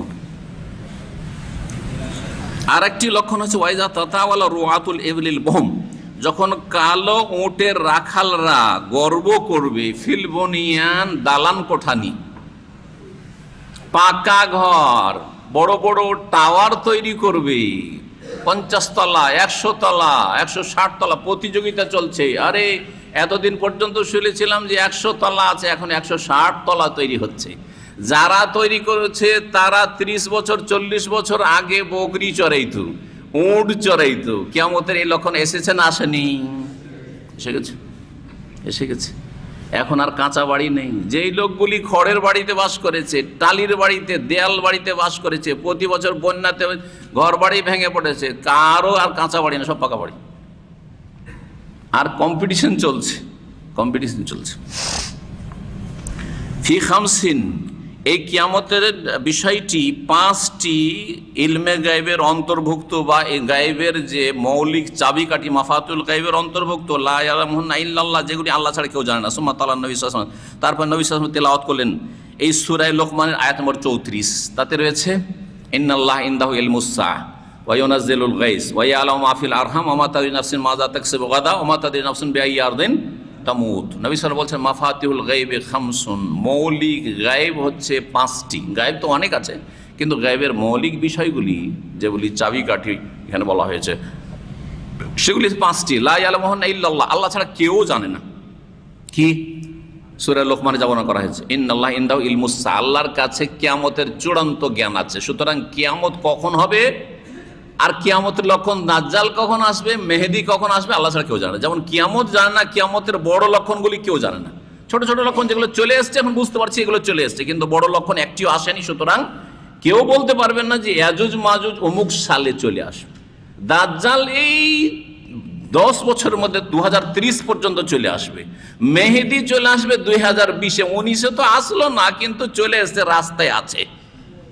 কে বলছে ইয়ামানে চলে এসছে, কে বলছে প্যালেস্টাইনে চলে এসছে। আরে ভণ্ডামির শেষ নেই। আবার ওদেরকে সহি আকীদাও বলছে। আপনার আল্লাহ হেদায়েত করেন। জি, সহি আকীদাটা বোঝার চেষ্টা করেন। জি, কিয়ামতের চূড়ান্ত জ্ঞান কার কাছে? আল্লাহর কাছে। জি। ওয়ায়ুনাজিলুল গাইস, বৃষ্টি কখন হবে, কত পরিমাণ হবে? বলছেন যে আজকাল তো বলতে পারছে যে এই সপ্তাহে বৃষ্টি হবে। না না, ওইটা বোঝানো হয়নি। বৃষ্টি হবে, কোথায় হবে, কতটা পরিমাণ হবে, বৃষ্টির যে লক্ষণগুলি দেখছে যন্ত্র দিয়ে, বিনা যন্ত্রে বলুক তো। আচ্ছা, তারপরে যন্ত্র দিয়ে বৃষ্টি, আকাশে মেঘ বা যে লক্ষণগুলি দেখে বলছে সেই লক্ষণগুলি আসার আগে অগ্রিম বলুক তো। এই বছরটা 1 বছর কম বৃষ্টি হবে বা অনাবৃষ্টি হবে বা দুর্ভিক্ষ হবে বা বৃষ্টি বেশি হবে, অমুক এলাকায় কম হবে, অমুক এলাকায় বেশি হবে, বলতে পারবে? বলতে পারবে না। যন্ত্র দিয়ে সামান্য কিছু বলে দেওয়ার, সেগুলো বলছেন গায়েব থাকলো না, ভুল কথা এটা। জি। 2 নম্বর তাহলে বৃষ্টি সম্পর্কে মাহফিল আরহাম, আর জরায়ুতে কি আছে, মাতৃগর্ভে কি আছে বলুক তো। ও আজকাল তো আল্ট্রাসাউন্ড করে বলে দিচ্ছে। আরে ভাই, যখন হয়ে গেছে আপনার চোখে দেখছে না, কিন্তু ওর যন্ত্র দিয়েও দেখতে পাচ্ছে, তো ওটা গায়েব কোথায় থাকলো? দৃশ্য। আমার কাছে অদৃশ্য কেন? পেটের ভিতরে রেহেমে আছে, কিন্তু যখন যন্ত্র লাগাচ্ছে, হ্যাঁ, তখন তার জন্য সেটা গায়েব না, অদৃশ্য না, দৃশ্য, তখন দেখতে পাচ্ছে ও, হ্যাঁ, যন্ত্র দিয়ে। তুই এর নাম না। তারপরে বলুক তো, একটা 10 বছর 12 বছর অবিবাহিতা মেয়ে সম্পর্কে যখন বিবাহ হতে যাচ্ছে, হ্যাঁ, এই মহিলার যে বিবাহ আজকে হলো, এর 10টা বাচ্চা হবে, আর সেগুলি সিজার হবে না, নর্মাল ডেলিভারি হবে, বলুক তো দেখি। কথা বোঝা গেছে? বলতে পারবে? সুস্থ হবে, পঙ্গু হবে না, ইত্যাদি ইত্যাদি, বলুক তো দেখি। শিক্ষিত হবে, অশিক্ষিত হবে, তারা আলেম হবে, সব হাফেজে কোরআন হবে, তারা সব ডাক্তার আর ইঞ্জিনিয়ার হবে, বলতে পারবে? বলতে পারবে না। তাহলে এইসব সামান্য কিছু বলে দেওয়া, সেটা অদৃশ্য না, গায়েব না, সে দেখতে পাচ্ছে, আমি দেখতে পাচ্ছি না, সে দেখতে পাচ্ছে। যে আর কি, অমা তাদরি নাফসুন মাজা তাকসিবু গাদ, কোন মানুষ জানে না যে আগামীকালকে কি হবে। আল্লাহ, 1 মিনিট পরে কি হবে তা জানেন না। জানেন? আপনারা কেউ কল্পনা করেছেন যে দাম্মামে রুজি হবে? দাম্মামে আসার জন্য আমি কোনোদিন দোয়াও করিনি। আমার কথা, নিজের কথা বলছি। আমি শুধু দোয়া করতাম যে আল্লাহ যদি নিয়ে যাও তো মক্কা মদিনা নিয়ে যাও। কিন্তু দাম্মামে 22 বছর হয়ে গেল। কল্পনা করিনি যে আমার সব কিছু জীবনের এত দীর্ঘ সময় আমার কোনো জায়গায় কাটেনি। মাদ্রাসায়, কোনো মাদ্রাসায় ম্যাক্সিমাম থেকেছি 4 বছর, 2 বছর, কোনো জায়গায় 1 বছর, মদিনায় 4 বছর, এইভাবে। এমনকি আমার গ্রামে যেখানে জন্মস্থান, ওই 10 বছর বয়স হয়েছে বিদেশে পাঠিয়ে দিয়েছে, তাহলে ওইখানেও 10 বছর বেশি থাকি। যখন এসছি মাঝে মধ্যে ছুটিতে এসছি, 10 দিন 20 দিন 1 মাস ছুটিতে এসছি, বাস। সুবহানাল্লাহ, কল্পনার বাইরে যে কাকে কোথায় আল্লাহ রুজি দেবেন, আর কার কোথায় হায়াত, কার কোথায় মৌত, হ্যাঁ, কতদিন কে থাকবে, আগামীকালকে কি করবে। আচ্ছা, কাজটা আপনার কি, কোন ময়দানে থাকবেন তাও জানেন না। আমি জানতাম না যে আমাকে দিয়ে আল্লাহ দাওয়াতি কাজ নেবেন, আর আমার এটাতে ইন্টারেস্ট ছিল না। আমার সারা জীবন ইন্টারেস্ট ছিল শিক্ষকতায়, যে আমি একজন ভালো শিক্ষক হব। কিন্তু আল্লাহ শিক্ষকতা 7 বছর 8 বছর করেছে, ওখান থেকে টেনে নিয়ে এসে দাওয়াতি ময়দানে ঢুকিয়ে দিয়েছে, তোকে এই কাজ করতেই হবে। আমি জানি না। কথা বোঝা গেছে? দাওয়াতি কাজে মানুষের যে উপকার হবে, ওটাও আমি জানতাম না, ওটাও জানতাম না। সব আল্লাহর হাতে। সুবহানাল্লাহ। মাজা তাকসিবু গাদ, আগামীকালকে কি হবে তোমার, সুস্থ না অসুস্থ, ভালো না মন্দ, হ্যাঁ, ধনী না গরিব, দুঃখে থাকবে না সুখে থাকবে না, জুলমের শিকার হবে, আল্লাহ যেন আমাদের হেফাজত করেন। ওমা তাদরি নাফসুন বিআইয়ি আরদিন তামুত, আর কোন মানুষ জানে না 5 নম্বরে যে কোন জমিনে মরণ হবে। আল্লাহু আকবার। কেউ জানে না যে এই সময় লোকটা মরে যাবে। গল্প করতে করতে আসছি, কত সুখ দুঃখের গল্প হচ্ছে আর কত পরামর্শ হচ্ছে, হঠাৎ করে মারা গেল লোক, যেইভাবে হোক না কেন মারা গেল। কল্পনার বাইরে মানুষ। এই 5টি হচ্ছে গায়বের মৌলিক বিষয়। জি। সুম্মা আদবারা, তারপরে ওই লোকটি চলে গেল। ফাকালা, নবী সাল্লাল্লাহু আলাইহি ওয়াসাল্লাম বলছে, রুদ্দুহু, ফিরিয়ে নিয়ে এসো।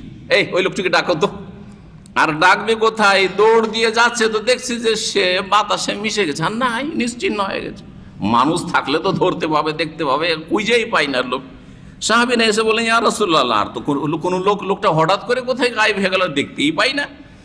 ফাকালা, তখন বললেন যে এটা কে জানো? আতাদরুনা মান হাযা বা মানিস সাইল, এই লোক কে ছিল জানো? আল্লাহু ওয়া রাসূলু আলাম, আমরা কি জানি? হাযা জিবরিল, এটা জিবরাইল ছিল। আতাকুম, তোমাদের কাছে এসেছিল। ইউআল্লিমুকুম দীনাকুম, তোমাদের দ্বীন শিখাবার জন্য। নবী সাল্লাল্লাহু আলাইহি ওয়াসাল্লাম জানছিলেন, পরীক্ষা করার জন্য বলেন যে লোকটাকে ফিরিয়ে নিয়ে এসো। আর কোনো কাজও ছিল না, যাবে খুঁজে পাবে না লোকটাকে। জি।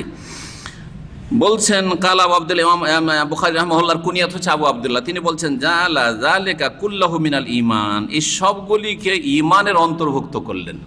এগুলো দিন, আর দিন হচ্ছে ইসলাম, দিন হচ্ছে ঈমান। তিনটি বিষয়, দিন, ঈমান, ইসলাম, তিনটির ভাব অর্থ হচ্ছে একই। এই লোকটি দিনদার মানে সে মুমিন মুসলিম, এই লোকটি মুমিন মানে সে মুসলিম, হ্যাঁ সঠিক দিনের অনুসারী। এই লোকটি মুমিন মানে মুসলিম, মুসলিম মানে হচ্ছে মুমিন। জি, ভাব অর্থ একই, যদিও শাব্দিক অর্থে পার্থক্য আছে। কি পার্থক্য আছে? ইসলামের সম্পর্ক বাহ্যিক আমলগুলির সাথে, আর ঈমানের সম্পর্ক হচ্ছে এই হৃদয়ের আভ্যন্তরীণ আমলের সাথে, হ্যাঁ।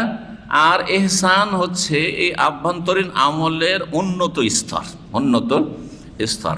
আল্লাহ যেন আমাদেরকে ইহসান প্রতিষ্ঠার তৌফিক দান করেন। জি।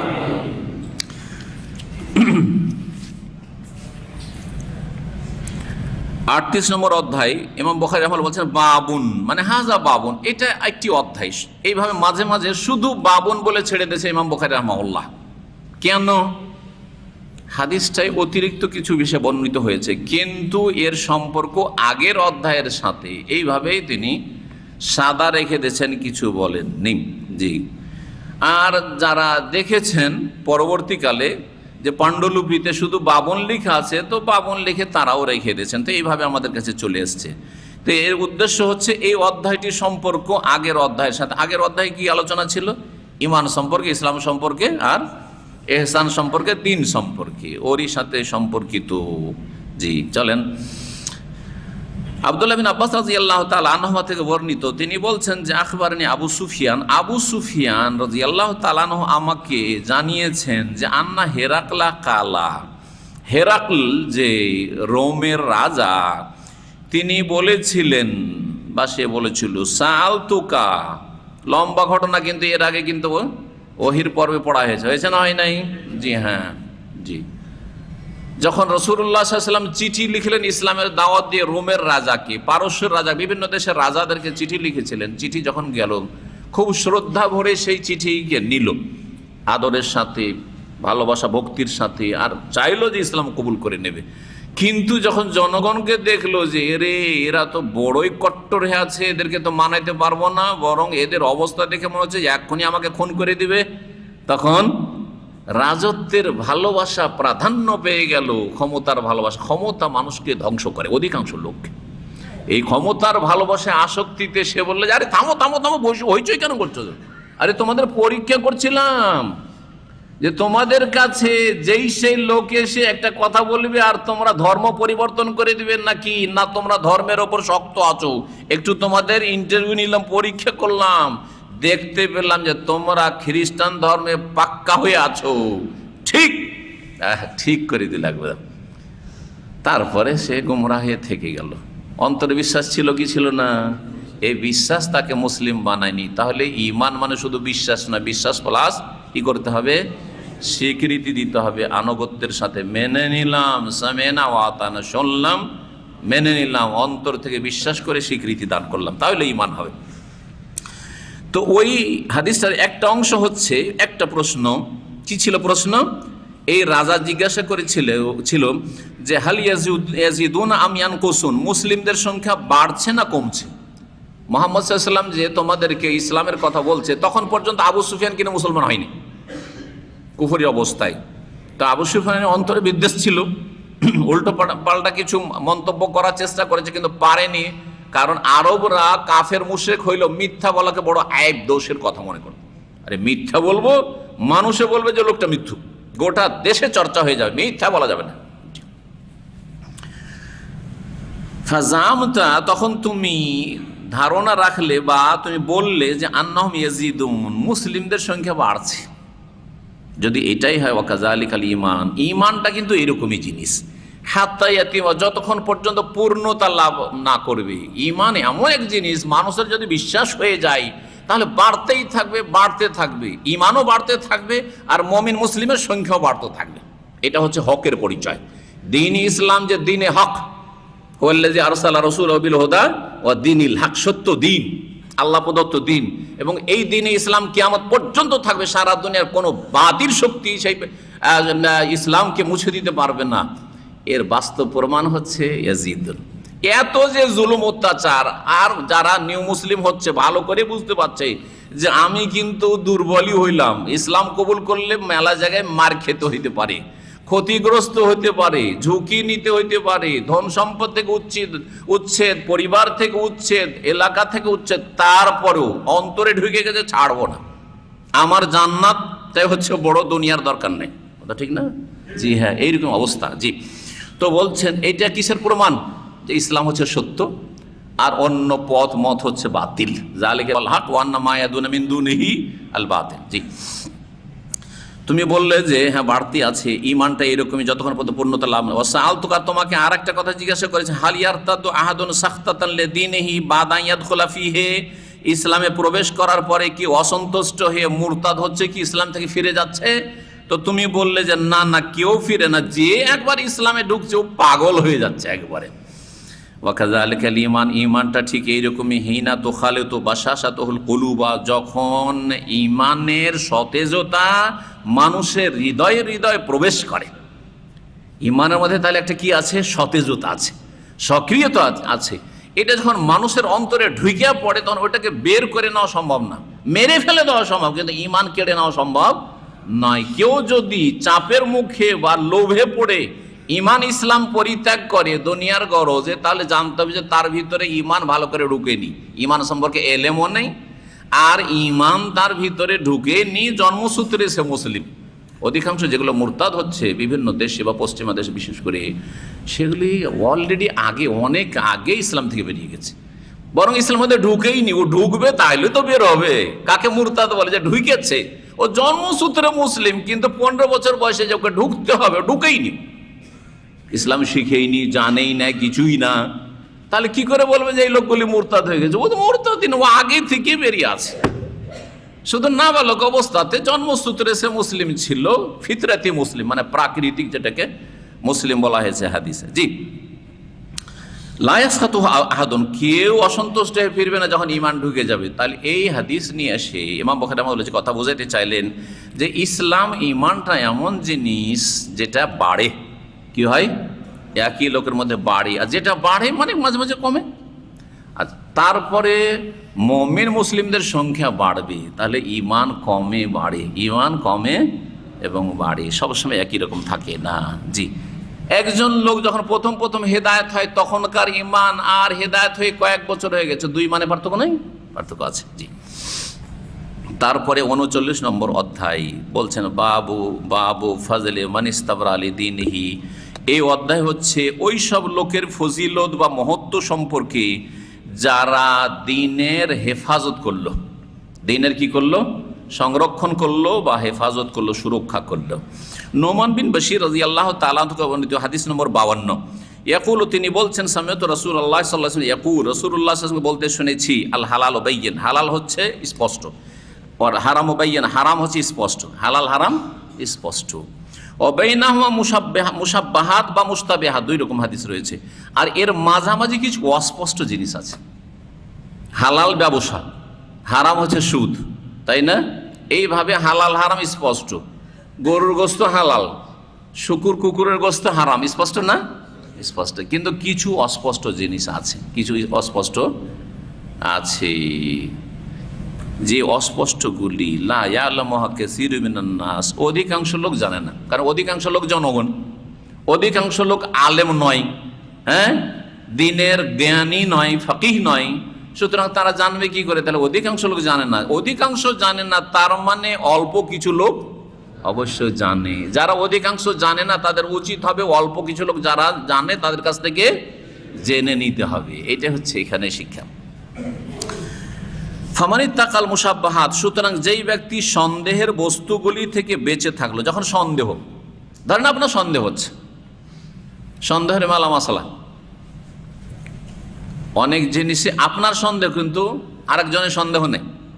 বন্ধকের জমি আর তার ফসল খাওয়া, আর পুরো টাকাটা পরে নিয়েও নিলেন আপনি, আপনার জন্য সন্দেহ, কি জানি হালাল না হারাম, হালাল না হারাম। আর একজন হারাম খেয়েই যাচ্ছে বেপরোয়া হয়, আর একজনের কাছে স্পষ্ট যে এটা হারাম, কিন্তু আপনার কাছে সেটা কি?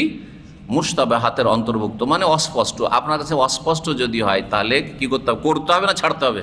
ছাড়তে হবে। জর্দা, আসল হচ্ছে হারাম। কিন্তু ধরেন আপনি শুনেছেন মাকরু, আপনাকে সন্দেহ লাগছে মাকরু না হারাম ঘৃণিত, আর মাকরু হইলে তো করা ভালো জিনিস নয়, তাহলে আপনাকে বাঁচতে হবে না ধরতে হবে না খেতে হবে? না খেতে হবে না। তাহলে যেখানে সন্দেহ সেখানে কি ছেড়ে দেন, আপনি ছেড়ে দেন। জি। অমুসলিমদের হোটেলে, কাফের হোটেলে জানি না এটা যে কিসের গোস্ত আছে না আছে, আমিও খাবো না। কি খাবো? নিরামিষ খাবো, সবজি খান, মাছ খান, ঝামেলা নেই। অমুসলিম হোটেলে খেতে হচ্ছে, অসুবিধা নেই, কিন্তু আপনি এমন জিনিস খান যেখানে হারাম থেকে আপনি মুক্ত থাকলে আপনি সন্দেহ কেন পড়তে যাবেন আপনি? জি। পশ্চিমা দেশে গিয়ে আপনি বার্গার খাবেন আর বলছেন যে হালাল ফুড লিখা আছে, হালাল ফুড লিখা আছে, তারপরে ভাই আপনি বাঁচেন, সন্দেহ হইলে বাঁচেন, সন্দেহ নেই। যারা অবশ্য যারা হালাল লিখছে ওদের বেশ কিছু শর্ত আছে কড়াকড়ি, ইনশাআল্লাহ হালাল হয়তো, কিন্তু কথা হচ্ছে তারপরে একটা লোক অধিক সতর্ক থাকতে পারে। আমি দেখেন, আমরা শরীর স্বাস্থ্য ঠিক রাখার জন্য হোটেলে খাই না। হোটেলের তেল হচ্ছে সস্তা তেল, তাই খাই না। ভালো তেলের হালকা ভালো জিনিস খেলাম, তাই না? তো শরীরটা রক্ষা করার জন্য এত যত্ন করছেন, তা ইমান ইসলাম রক্ষা করার জন্য আপনি কেন যত্ন করবেন না? আপনি কেন মুসলিমদের হোটেলে খাবেন? আর যেটা সেটা খাবেন, আর অসুবিধা নাই, এইটা ম্যাকডোনাল্ড হইলো, এতে কোনো অসুবিধা নাই। ভাই আপনার কাছে দেশের জিনিস আছে, দেশীয় জিনিস আছে, যেখানে আপনার কোনো সন্দেহ নেই, ওটা খান। বিদেশি জিনিস কেন খাবেন আপনি? ওমান ওয়াকাফি বলছেন যে যেই ব্যক্তি সন্দেহ থেকে বাঁচলো, ইস্তাবরা আলে দ্বীনি ওয়া ইরজি, সেই ব্যক্তি তার দ্বীনের হেফাজত করে নিল। প্রথম দ্বীনের হেফাজত হলো, আর মান সম্মানেরও হেফাজত করলো, মান ইজ্জতের হেফাজত হলো। কেউ বলতে পারবেন আরে আরে জানেন এই লোক যায় ইউরোপে যায় আর ওখানে গিয়ে ওই এদের হোটেলে গোশত খায়, বলতে পারবেন না, আপনার কোনো মন্তব্য করতে পারবে না। জি। যদিও আহলে কিতাব জবাই করা খাওয়া জায়েজ, কিন্তু আপনাকে নিশ্চিত দিতে হবে যে আহলে কিতাব কি জবাই করছে না কি জবাই করছে, যথাসাধ্য সন্দেহ থেকে বেঁচে থাকবে। এক কথায় ওমান ওয়াকাফি শুবহাত, আর যে সন্দেহ পড়লো রাই ওয়াকাফিল হারাম, অন্য হাদিসে রয়েছে সে হারামে লিপ্ত হইল। সন্দেহ যাওয়া মানে বর্ডার আছেন, তো যে কোনো সময় হারামে লিপ্ত হইতে পারেন, কারণ এইখানে কাছে কিন্তু হারাম আছে, এইখানেই কাছেই হারাম আছে। জি। আজকালকার অনেক ব্যবসা বাণিজ্য যাতে সুদের সন্দেহ আছে, যখন বা সুদের সম্ভাবনা আছে, আপনি বেঁচে থাকেন, আপনার টাকা বাড়িতে রাখেন, আপনার ব্যাংকে রাখার দরকার কি যেখানে সুদের সন্দেহ আছে? সুদী ব্যাংকে অবশ্যই নিশ্চিত সুদ আছে, কিন্তু যেগুলো সুদী ব্যাংক না, ইসলামী ব্যাংকও বলা হচ্ছে, তাতেও যেখানে সুদের সন্দেহ আছে, আমি ওখানে টাকা বেশি করে রাখবো না শখ করে, যেখানে আমি আলহামদুলিল্লাহ বিকল্প ব্যবস্থা আছে বা আমি সুরক্ষিত করে অন্য জায়গায় রাখতে পারবো, আমি জমি জায়গায় অন্য কিছু কিনে রাখতে পারবো। জি, এইভাবে আর কি। কারাইন, এটার উদাহরণ হচ্ছে একজন রাখালের মতো, ইয়া রাহাউল আল হেমা, সে সুরক্ষিত সরকারি জমির পাশে, হেমা বলা হয় সরকারি সুরক্ষিত জমি।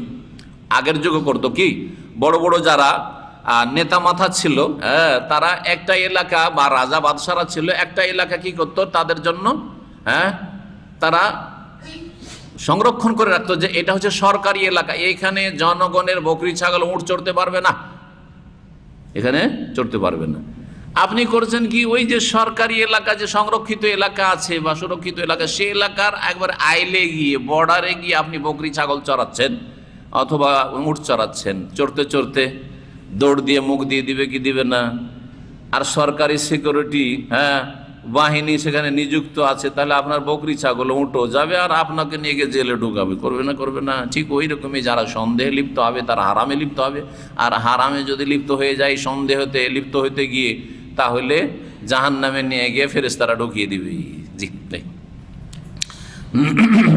যেই ব্যক্তি সুরক্ষিত স্থানের চারপাশে ছাগল চড়ায় বা গবাদি পশু চড়ায়, সম্ভাবনা খুব রয়েছে যে সেখানে গিয়ে ঢুকে পড়তে পারে তার বকরি ছাগল বা গবাদি পশু। আল্লাহ শুনে রাখো, ওয়াইন্না লিকুল্লি মালিকিন হেমান, প্রত্যেক রাজার বা শাসকের সুরক্ষিত এলাকা থাকে, আর আল্লাহ রব্বুল আলামিন যিনি মালিকুস সামাওয়াতি ওয়াল আরদ, তারও সুরক্ষিত এলাকা আছে, সেটা হচ্ছে মাহারেমহু, হারামকৃত বস্তু।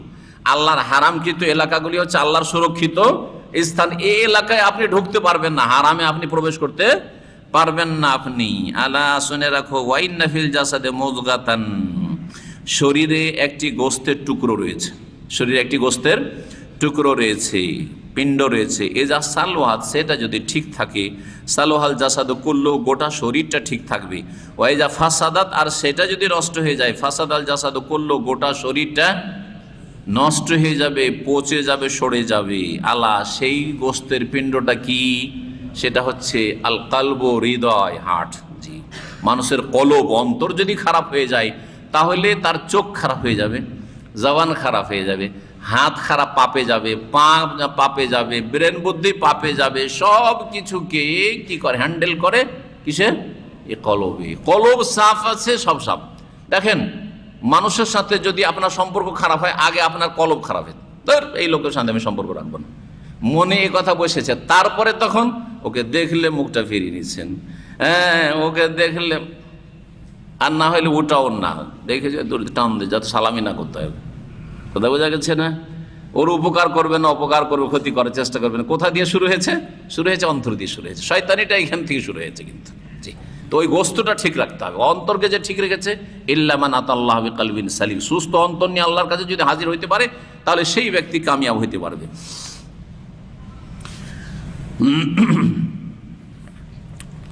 40 নম্বর অধ্যায়, বাবুন আদাউল খুমুসে মিনাল ঈমান। আগের অধ্যায় থেকে যে কথাটি শিখালেন ইমাম বুখারী রাহমাতুল্লাহ আলাইহি, যে ব্যক্তি দিনের হেফাজত করলো, দিন হচ্ছে ঈমান, দিন হচ্ছে ইসলাম, সুতরাং ইসলামের হেফাজত করতে হবে, ঈমানের হেফাজত করতে হবে। জি, তো তারপরে অধ্যায় বলছেন, এই অধ্যায় হচ্ছে আদাউল খুমুসে মিনাল ঈমান, গনিমতের ধন সম্পদ থেকে পঞ্চমাংশ বের করে দেওয়া, এটাও ঈমানের অন্তর্ভুক্ত। অথচ এটা ইসলামের পিলার নয়, ঈমানের পিলার নয়, তারপরেও এটাও একটা ঈমানের অংশ, এটা একটা কাজ, এটা আমল। তাহলে আমল ঈমানের মধ্যে শামিল, আমল ঈমানের অন্তর্ভুক্ত, এই কথা বুঝাতে চেয়েছেন। 53 নম্বর হাদিস, আবু জামরা রাদিয়াল্লাহু তাআলা আনহু, বা তাবেঈ, তিনি প্রখ্যাত তাবেঈ, কিন্তু আবু জামরা রাহমাতুল্লাহি আলাইহি রাদিয়াল্লাহু তাআলা, তাবেঈ কিন্তু রাদিয়াল্লাহু বলা জায়েজ আছে, অসুবিধা নেই। যদিও পরিভাষা হচ্ছে উত্তম হচ্ছে সাহাবীদের সাথে সীমিত রাখা, যাতে শুনলে আম জনগণও বুঝতে পারে যে রাদিয়াল্লাহ বলা হলো তার মানে সাহাবী, আর রাহিমাহুল্লাহ বলা হলো মানে সাহাবীদের পরে কেউ হবেন। জি, যে কোনো মুসলিম ব্যক্তিকে রাহিমাহুল্লাহ বলা যেতে পারে যদি মৃত হয় তাহলে। আবু জামরা রাহিমাহুল্লাহ রাদিয়াল্লাহু আনহু থেকে বর্ণিত, তিনি বলছেন, কুনতু আকুদু মা ইবনে আব্বাস, আমি আব্দুল্লাহ বিন আব্বাস রাদিয়াল্লাহু তাআলা আনহুমার সাথে বসতাম। ইনি আবু জামরা আব্দুল্লাহ বিন আব্বাস রাদিয়াল্লাহু তাআলা আনহুমা, যিনি রাসূলুল্লাহ সাল্লাল্লাহু আলাইহি ওয়াসাল্লামের সবচাইতে বড় আলেম সাহাবী ছিলেন, মুফাসসির ছিলেন, যার জন্য স্পেশালি দোয়া করেন রাসূলুল্লাহ সাল্লাল্লাহু আলাইহি ওয়াসাল্লাম, চাচাতো ভাই রাসূলুল্লাহ সাল্লাল্লাহু আলাইহি ওয়াসাল্লামের, তার খাস ছাত্র, বিশিষ্ট ছাত্র। বলছে, ইউজলিসুনি আলা সারিরিহি, আমাকে আদর করে, স্নেহ করে বা ভালোবেসে কি করতেন, তার আসনে বসিয়ে নিতেন। যেখানে ওস্তাদ বসে ইবনে আব্বাস রাদিয়াল্লাহু তাআলা হাদিস শোনাইতেন, আয়াতের তাফসীর করতেন, পাশে বসিয়ে নিতেন, পাশে বসিয়ে নিতেন, সিনিয়র ছাত্রকে পাশে বসিয়ে নিতেন। ফাকালা, বলতেন, আকিম ইনদি, একবার বললেন যে তুমি আমার কাছে থাকো, তুমি মাঝে মাঝে চলে যাচ্ছ, যে বাড়ি চলে যাচ্ছ, যে থাকো, আজকে থাকো, কয়েকদিন থাকো। হাত্তা আজ আলালাকা সাহমান মিন মালি, তুমি যদি আমার কাছে থাকো নিয়মিত, তাহলে আমার ধন সম্পদ থেকে একটা অংশ দিয়ে দেবো। ইবনে আব্বাস রাদিয়াল্লাহু তাআলা আনহু প্রথম দিকে মক্কায় ছিলেন, আর মক্কা থেকে তারপরে শেষ জীবনে তিনি ভয়ে, আযাবের ভয়ে, যে মক্কাতে পাপ করলে অনেক গুণ বেড়ে যাবে, ভয়ে তিনি তাইফ চলে গেছিলেন, যে তাইফে তার ইন্তেকাল হয়েছে, তার কবর আছে। তো আমার কাছে থাকো, তোমাকে ধন সম্পদ একটা ভাগ দেবো। ফাকামতু মাহু শাহরাইন, তার সাথে আমি 2 মাস কন্টিনিউ থাকলাম। আগের লোকেরা, আগের আলেমরা যে এলেম শিখেছে, 2 মাস ধরে থাকলেন, আত্মীয় স্বজন বাড়ি ঘর গেলেন না। সুম্মা কালা, তারপর ইন্না ওয়াফদা আব্দুল কাইস লাম্মা আতাউন নবী সাল্লাল্লাহু আলাইহি ওয়াসাল্লাম, এই আব্দুল কাইসের প্রতিনিধি, ওই যে শুরুতে, এটার জন্য হাদিসটা আজকে পড়িয়ে দিলাম, কিছুক্ষণ থামেন। আব্দুল কাইসের এই প্রতিনিধি যখন নবী সাল্লাল্লাহু আলাইহি ওয়াসাল্লামের কাছে আসলো, তখন নবী সাল্লাল্লাহু কি বললেন তাদেরকে? বললেন, মানিল কওম, কে এই লোকেরা, আও মানিল ওয়াফদ, এই প্রতিনিধি দল কে? কালু, তখন তারা বলল, রাবিয়া বংশে, রাবিয়া হচ্ছে বংশ, বড় বংশ, আর আব্দুল কাইস হচ্ছে গোত্র একটা। তো এদের বসবাস কোথায় ছিল বললাম? এ আলহাসা এলাকা থেকে শুরু করে এই যে এলাকাটা রয়েছে, আমাদের যে এলাকা আমরা আছি, পূর্ব দিক সৌদি আরবের এখানে। জি, আর মোজার এলাকা, মোজার একটা বিশাল গোত্র, সবচেয়ে বড় গোত্র বংশ ছিল মোজার বংশ। এই বংশ বাস করত রিয়াজ থেকে আল কাসিম নাজদি এলাকাতে বাস করত।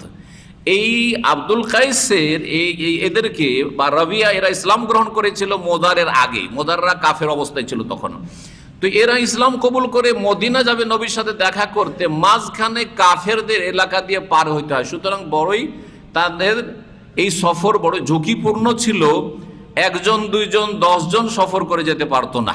জি হ্যাঁ, বিশেষ সময়গুলিতে যখন যুদ্ধ বন্ধ থাকতো, কারণ এক গোত্রের আরেক গোত্রের সাথে, এক বংশের আরেক বংশের সাথে আরবদের মধ্যে লড়াই চলতেই থাকতো।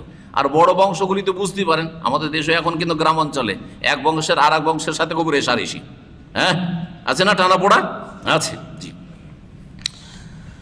তো বললেন যে আমরা রাবিয়া কালা মারহাবান বিল কওম, স্বাগতম এই সম্প্রদায়কে, আউবিল অফদে এই প্রতিনিধি দলকে, গায়রা খাজায়া ওয়ালা নাদামা, যারা লাঞ্ছিত হয়ে আসে নাই, ওয়ালা নাদামার অনুতপ্ত হয়ে আসেনি, মানে সসম্মানে এসেছে। তারা যে স্বেচ্ছায় এসেছে দিন শিখতে বা ইসলাম গ্রহণ করতে বা ইসলাম গ্রহণ করে এসেছে সাক্ষাৎ করতে, এরা লাঞ্ছিত নয়, লাঞ্ছিত যারা ইসলাম কবুল করেন না। আর অনুতপ্ত নয়, না অনুতপ্ত নয়, বল সসম্মানে তারা এসেছে, তারা সম্মানিত। নবী সাল্লাল্লাহু আলাইহি ওয়াসাল্লাম তাহলে এইভাবে কি করলেন, আপ্যায়ন করলেন বা ইস্তেকবাল করলেন। তো এইরকমই কোনো মানুষ যদি নতুন মানুষ আসে, তো আমাদের ওইভাবেই মানুষকে সাদর সম্ভাষণ জানানো উচিত। তারপরে বললেন যে ফাকাল, ওরা বললো ইয়া রাসূলুল্লাহ, হে আল্লাহর রাসূল, ইন্না লা নাস্তাতিউ আন নাতিয়াকা ইল্লা ফিশ শাহরিল হারাম, আপনার কাছে আমরা আসতে পারি না একমাত্র হারাম মাস ছাড়া। হারাম মাস কয়টি? 4টি। কি কি? 3টি পরপর, জিলকাদ, জিলহজ, মুহররম, আর আরেকটি হচ্ছে রজব। এই 4টি মাসে দুশ্মনরাও হামলা করতো না, কারণ শ্রদ্ধা করতো মাসগুলির। নানারে দুশ্মন হলো, দেখতো দুশ্মনকে, তারপরে ওকে মারতো না। দুশ্মন খুন করেছে আমাদেরকে, তারপরে মারতো না, না না মারা যাবে না, কারণ এই সময় হারাম, চরম অপরাধ হয়ে যাবে। এগুলো ছিল তাদের মধ্যে। ইসলামে এটা রহিত করে দেওয়া হয়েছে, অন্যায় যদি লড়াই হয় সবসময় হারাম, আর ন্যায় সঙ্গত আল্লাহর দিনের জন্য যদি হয় তো সবসময় জায়েজ। জি, তো হারাম মাস ছাড়া আমরা আসতে পারি না। ওবাইনানা ওবাইনাকা হাযাল হাইয়্যু মিন কুফফারে মুদার, কেন আসতে পারি না আমরা আপনার কাছে হারাম মাস ছাড়া? এই জন্যই যে আমাদের মাঝে, মানে এই যে এলাকা, আমরা এখান থেকে যদি মদিনা যান তাহলে রিয়াজ পার হয়ে যেতে হবে কি হবে না?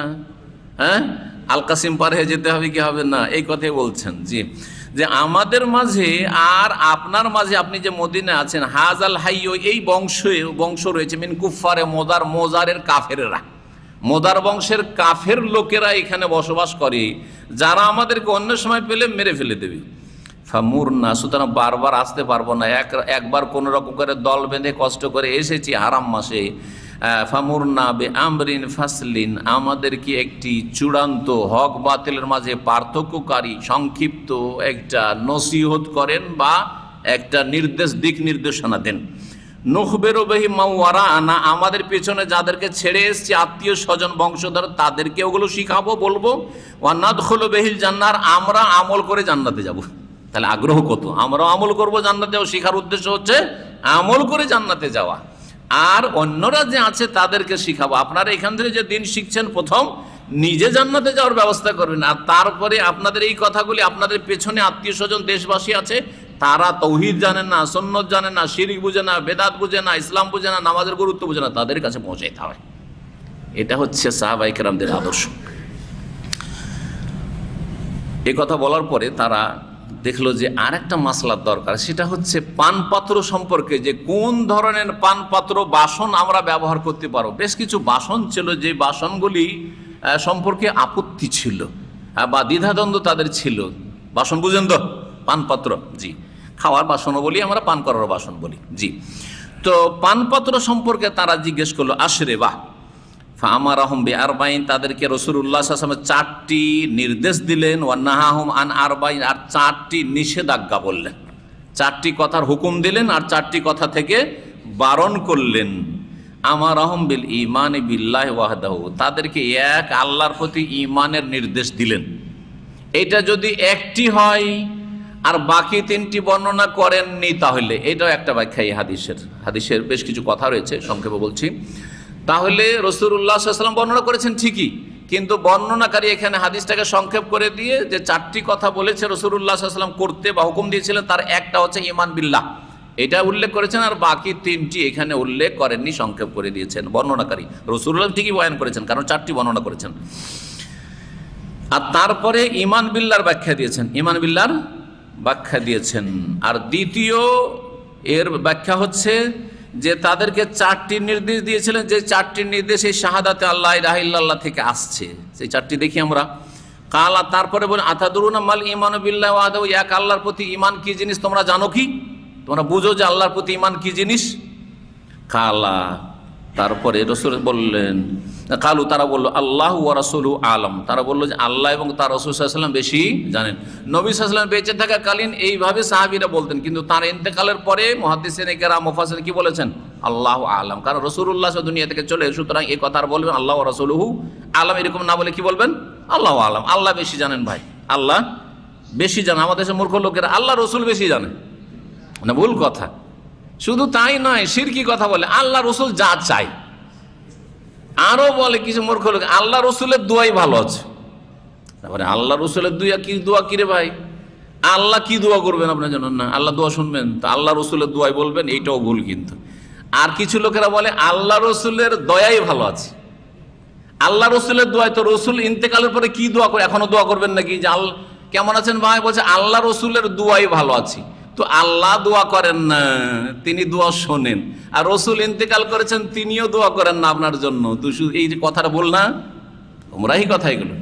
আর যে শেষ বাক্যটা বললাম, আল্লাহ রসুলের দয়াই ভালো আছে। আল্লাহর দয়াই ভালো আছে, কিন্তু রসুলের দয়া আবার কি জিনিস? রসুলের দয়াতে ভালো আছেন, তাহলে শিরকি কথা না? সবগুলি এগুলি গুমরাহি কথা। এই সব কথাগুলি আমাদের সমাজে কিন্তু প্রচলিত আছে অজ্ঞদের মধ্যে। দিন শিখতে হবে।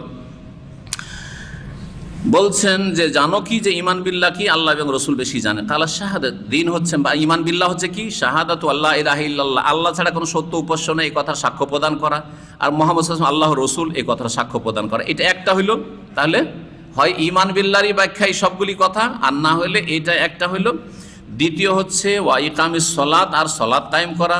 তৃতীয় হচ্ছে ইতাউজ জাকাত, জাকাত দেওয়া। ওয়া সিয়াম রমজান, 4 নম্বর হচ্ছে রমজান মাসের সিয়াম পালন করা, রোজা রাখা। তাহলে 4টা হয়ে গেল, 4টা হয়ে গেল। তারপর রাসূলুল্লাহ সাল্লাল্লাহু আলাইহি ওয়াসাল্লাম ভাবলেন যে 4টা, এই যে 4টা হয়ে গেল, এগুলো তো ইসলামের রুকুন হয়ে গেল, ঠিক না?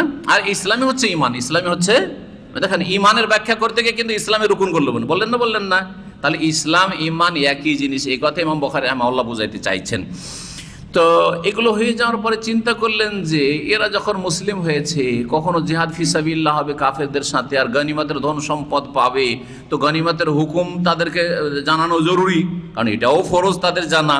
সুতরাং অতিরিক্ত একটা এলেম তাদেরকে দিলেন কি? ওয়ান তু মিনাল মাগনামিল খুমুস, গনিমতের ধন সম্পদ থেকে, জিহাদের ময়দান থেকে কাফেরদের ধন সম্পদ যেটা পাওয়া যায়, সেটার নাম হচ্ছে, লড়াইয়ের পরে যেটা পাওয়া যায় সেটার নাম হচ্ছে গনিমত। গনিমতের ধন সম্পদ থেকে 5ম দিয়ে দিবে। 5ম তোমরা রাসূলুল্লাহ সাল্লাল্লাহু আলাইহি ওয়াসাল্লামের কাছে জমা করে দিবে। তাহলে 5ম দিয়ে তারপরে কতটা বাঁচলো?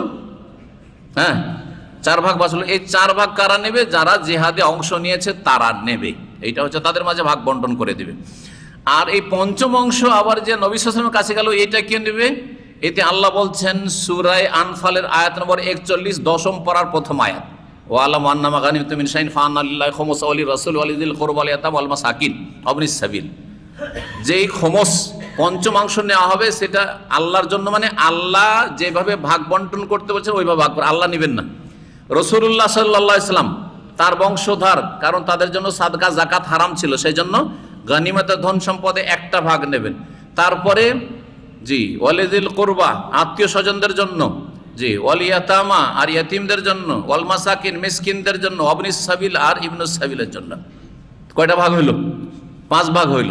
5ম ফির আবার 5 ভাগ, মানে 5 ভাগের যে 1 ভাগ নবী সাল্লাল্লাহু আলাইহি ওয়াসাল্লামের কাছে আসলো, সেটা আবার 5 ভাগে বিভক্ত। 1 ভাগ রাসূলুল্লাহ সাল্লাল্লাহু আলাইহি ওয়াসাল্লাম তার পরিবারের জন্য, আর 1 ভাগ তার জিল কুরবা আত্মীয় স্বজন, বনু হাশেম, বনু মুত্তালিব যারা মুসলিম হয়েছিল তাদের জন্য, আওলাদে রসুল বা আলে রসুল, আলে বাইতের জন্য। আর 1 ভাগ হচ্ছে ইয়েতিমদের জন্য, মিসকিনদের জন্য 4 নম্বর। 5 নম্বর হচ্ছে মুসাফির, যাদের টাকা পয়সা নেই, বিদেশে এসছে, বাড়ি যেতে পারে না, তাদের জন্য। এইভাবে আল্লাহ ভাগ করেছেন। এগুলো শুধু আজকাল শিখার জন্য, কাজের লাগবে না। লাগবে? কাজের লাগাইলে মুসলিমদেরকে কি হইতে হবে? সত্যিকার মুসলিম হওয়ার চেষ্টা করতে হবে। আল্লাহ যেন মুসলিমদেরকে শক্তিশালী করেন।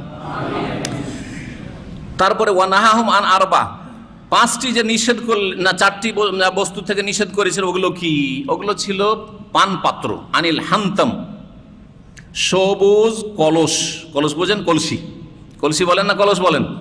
বড় হলে কলস আর ছোট হলে কলসি, এইটাই আমাদের দেশি কথা। সবুজ রং দিয়ে কলসিকে রঙানো হইতো। এই সবুজ রঙের কারণে তাতে যদি খেজুরের নবীজ রাখা হইতো, যেমন খেজুরের রস রাখছে আজকাল আমাদের দেশে, খেজুরের নবীজ, খেজুর ভিজিয়ে রেখে ওইটা রাখতো, তাহলে তাড়াতাড়ি তাতে নেশা চলে আসতো। জি হ্যাঁ। বা তারা যখন মদ খেত এই সবুজ কলসি ব্যবহার করতো। সবুজ কলসি নিষেধ করছেন তোমরা ব্যবহার করবে না। ও দুব্বা, আর লাউয়ের শুষ্ক যে খোল রয়েছে সেটার পাত্র ব্যবহার করবে না। লাউয়ের যে শুষ্ক আপনার এটা আছে, খোল আছে, ভিতর থেকে কুড়িয়ে নিয়ে তারপরে যে আপনার খোলটা থাকে, এই খোলটাকে শুকিয়ে নিলে মজবুত একটা কি হয়ে যায়, পাত্র হয়ে যায়, বাসন হয়ে যায়। এই বাসনে তারা ওই যুগে মদ পান করত। নিষেধ করলেন তোমরা লাউয়ের এইরকম শুষ্ক খোলের পাত্র ব্যবহার করবে না, তোমাদের পানীয় হালাল পান করতে গিয়ে মদ হারাম হয়েছে, সুতরাং এই বর্তনগুলি বাদ দাও। ওয়ান নাকির, এবং খেজুরের কাণ্ডের, খেজুরের কাণ্ডকে খোদাই করে যে পাত্র তৈরি করা হয়, কাঠের পাত্র, সেটাও তোমরা ব্যবহার করবে না, সেটাও ব্যবহার করবে না। কারণ ওতে তারা কি করত, যখন মদ হালাল ছিল, হারাম হয়নি যতদিন পর্যন্ত, ততদিন তারা ওগুলোতে কি খেত, মদ খেত। ওয়াল মুজাফফাত, এবং আলকাতরা, আলকাতরা বলেন তো, আলকাতরায় রঙা পাত্র ব্যবহার করবে না। এই চারটি পাত্র রাসূলুল্লাহ সাল্লাল্লাহু আলাইহি ওয়াসাল্লাম নিষেধ করলেন। আর বললেন এই মুজাফফাতকে কখনো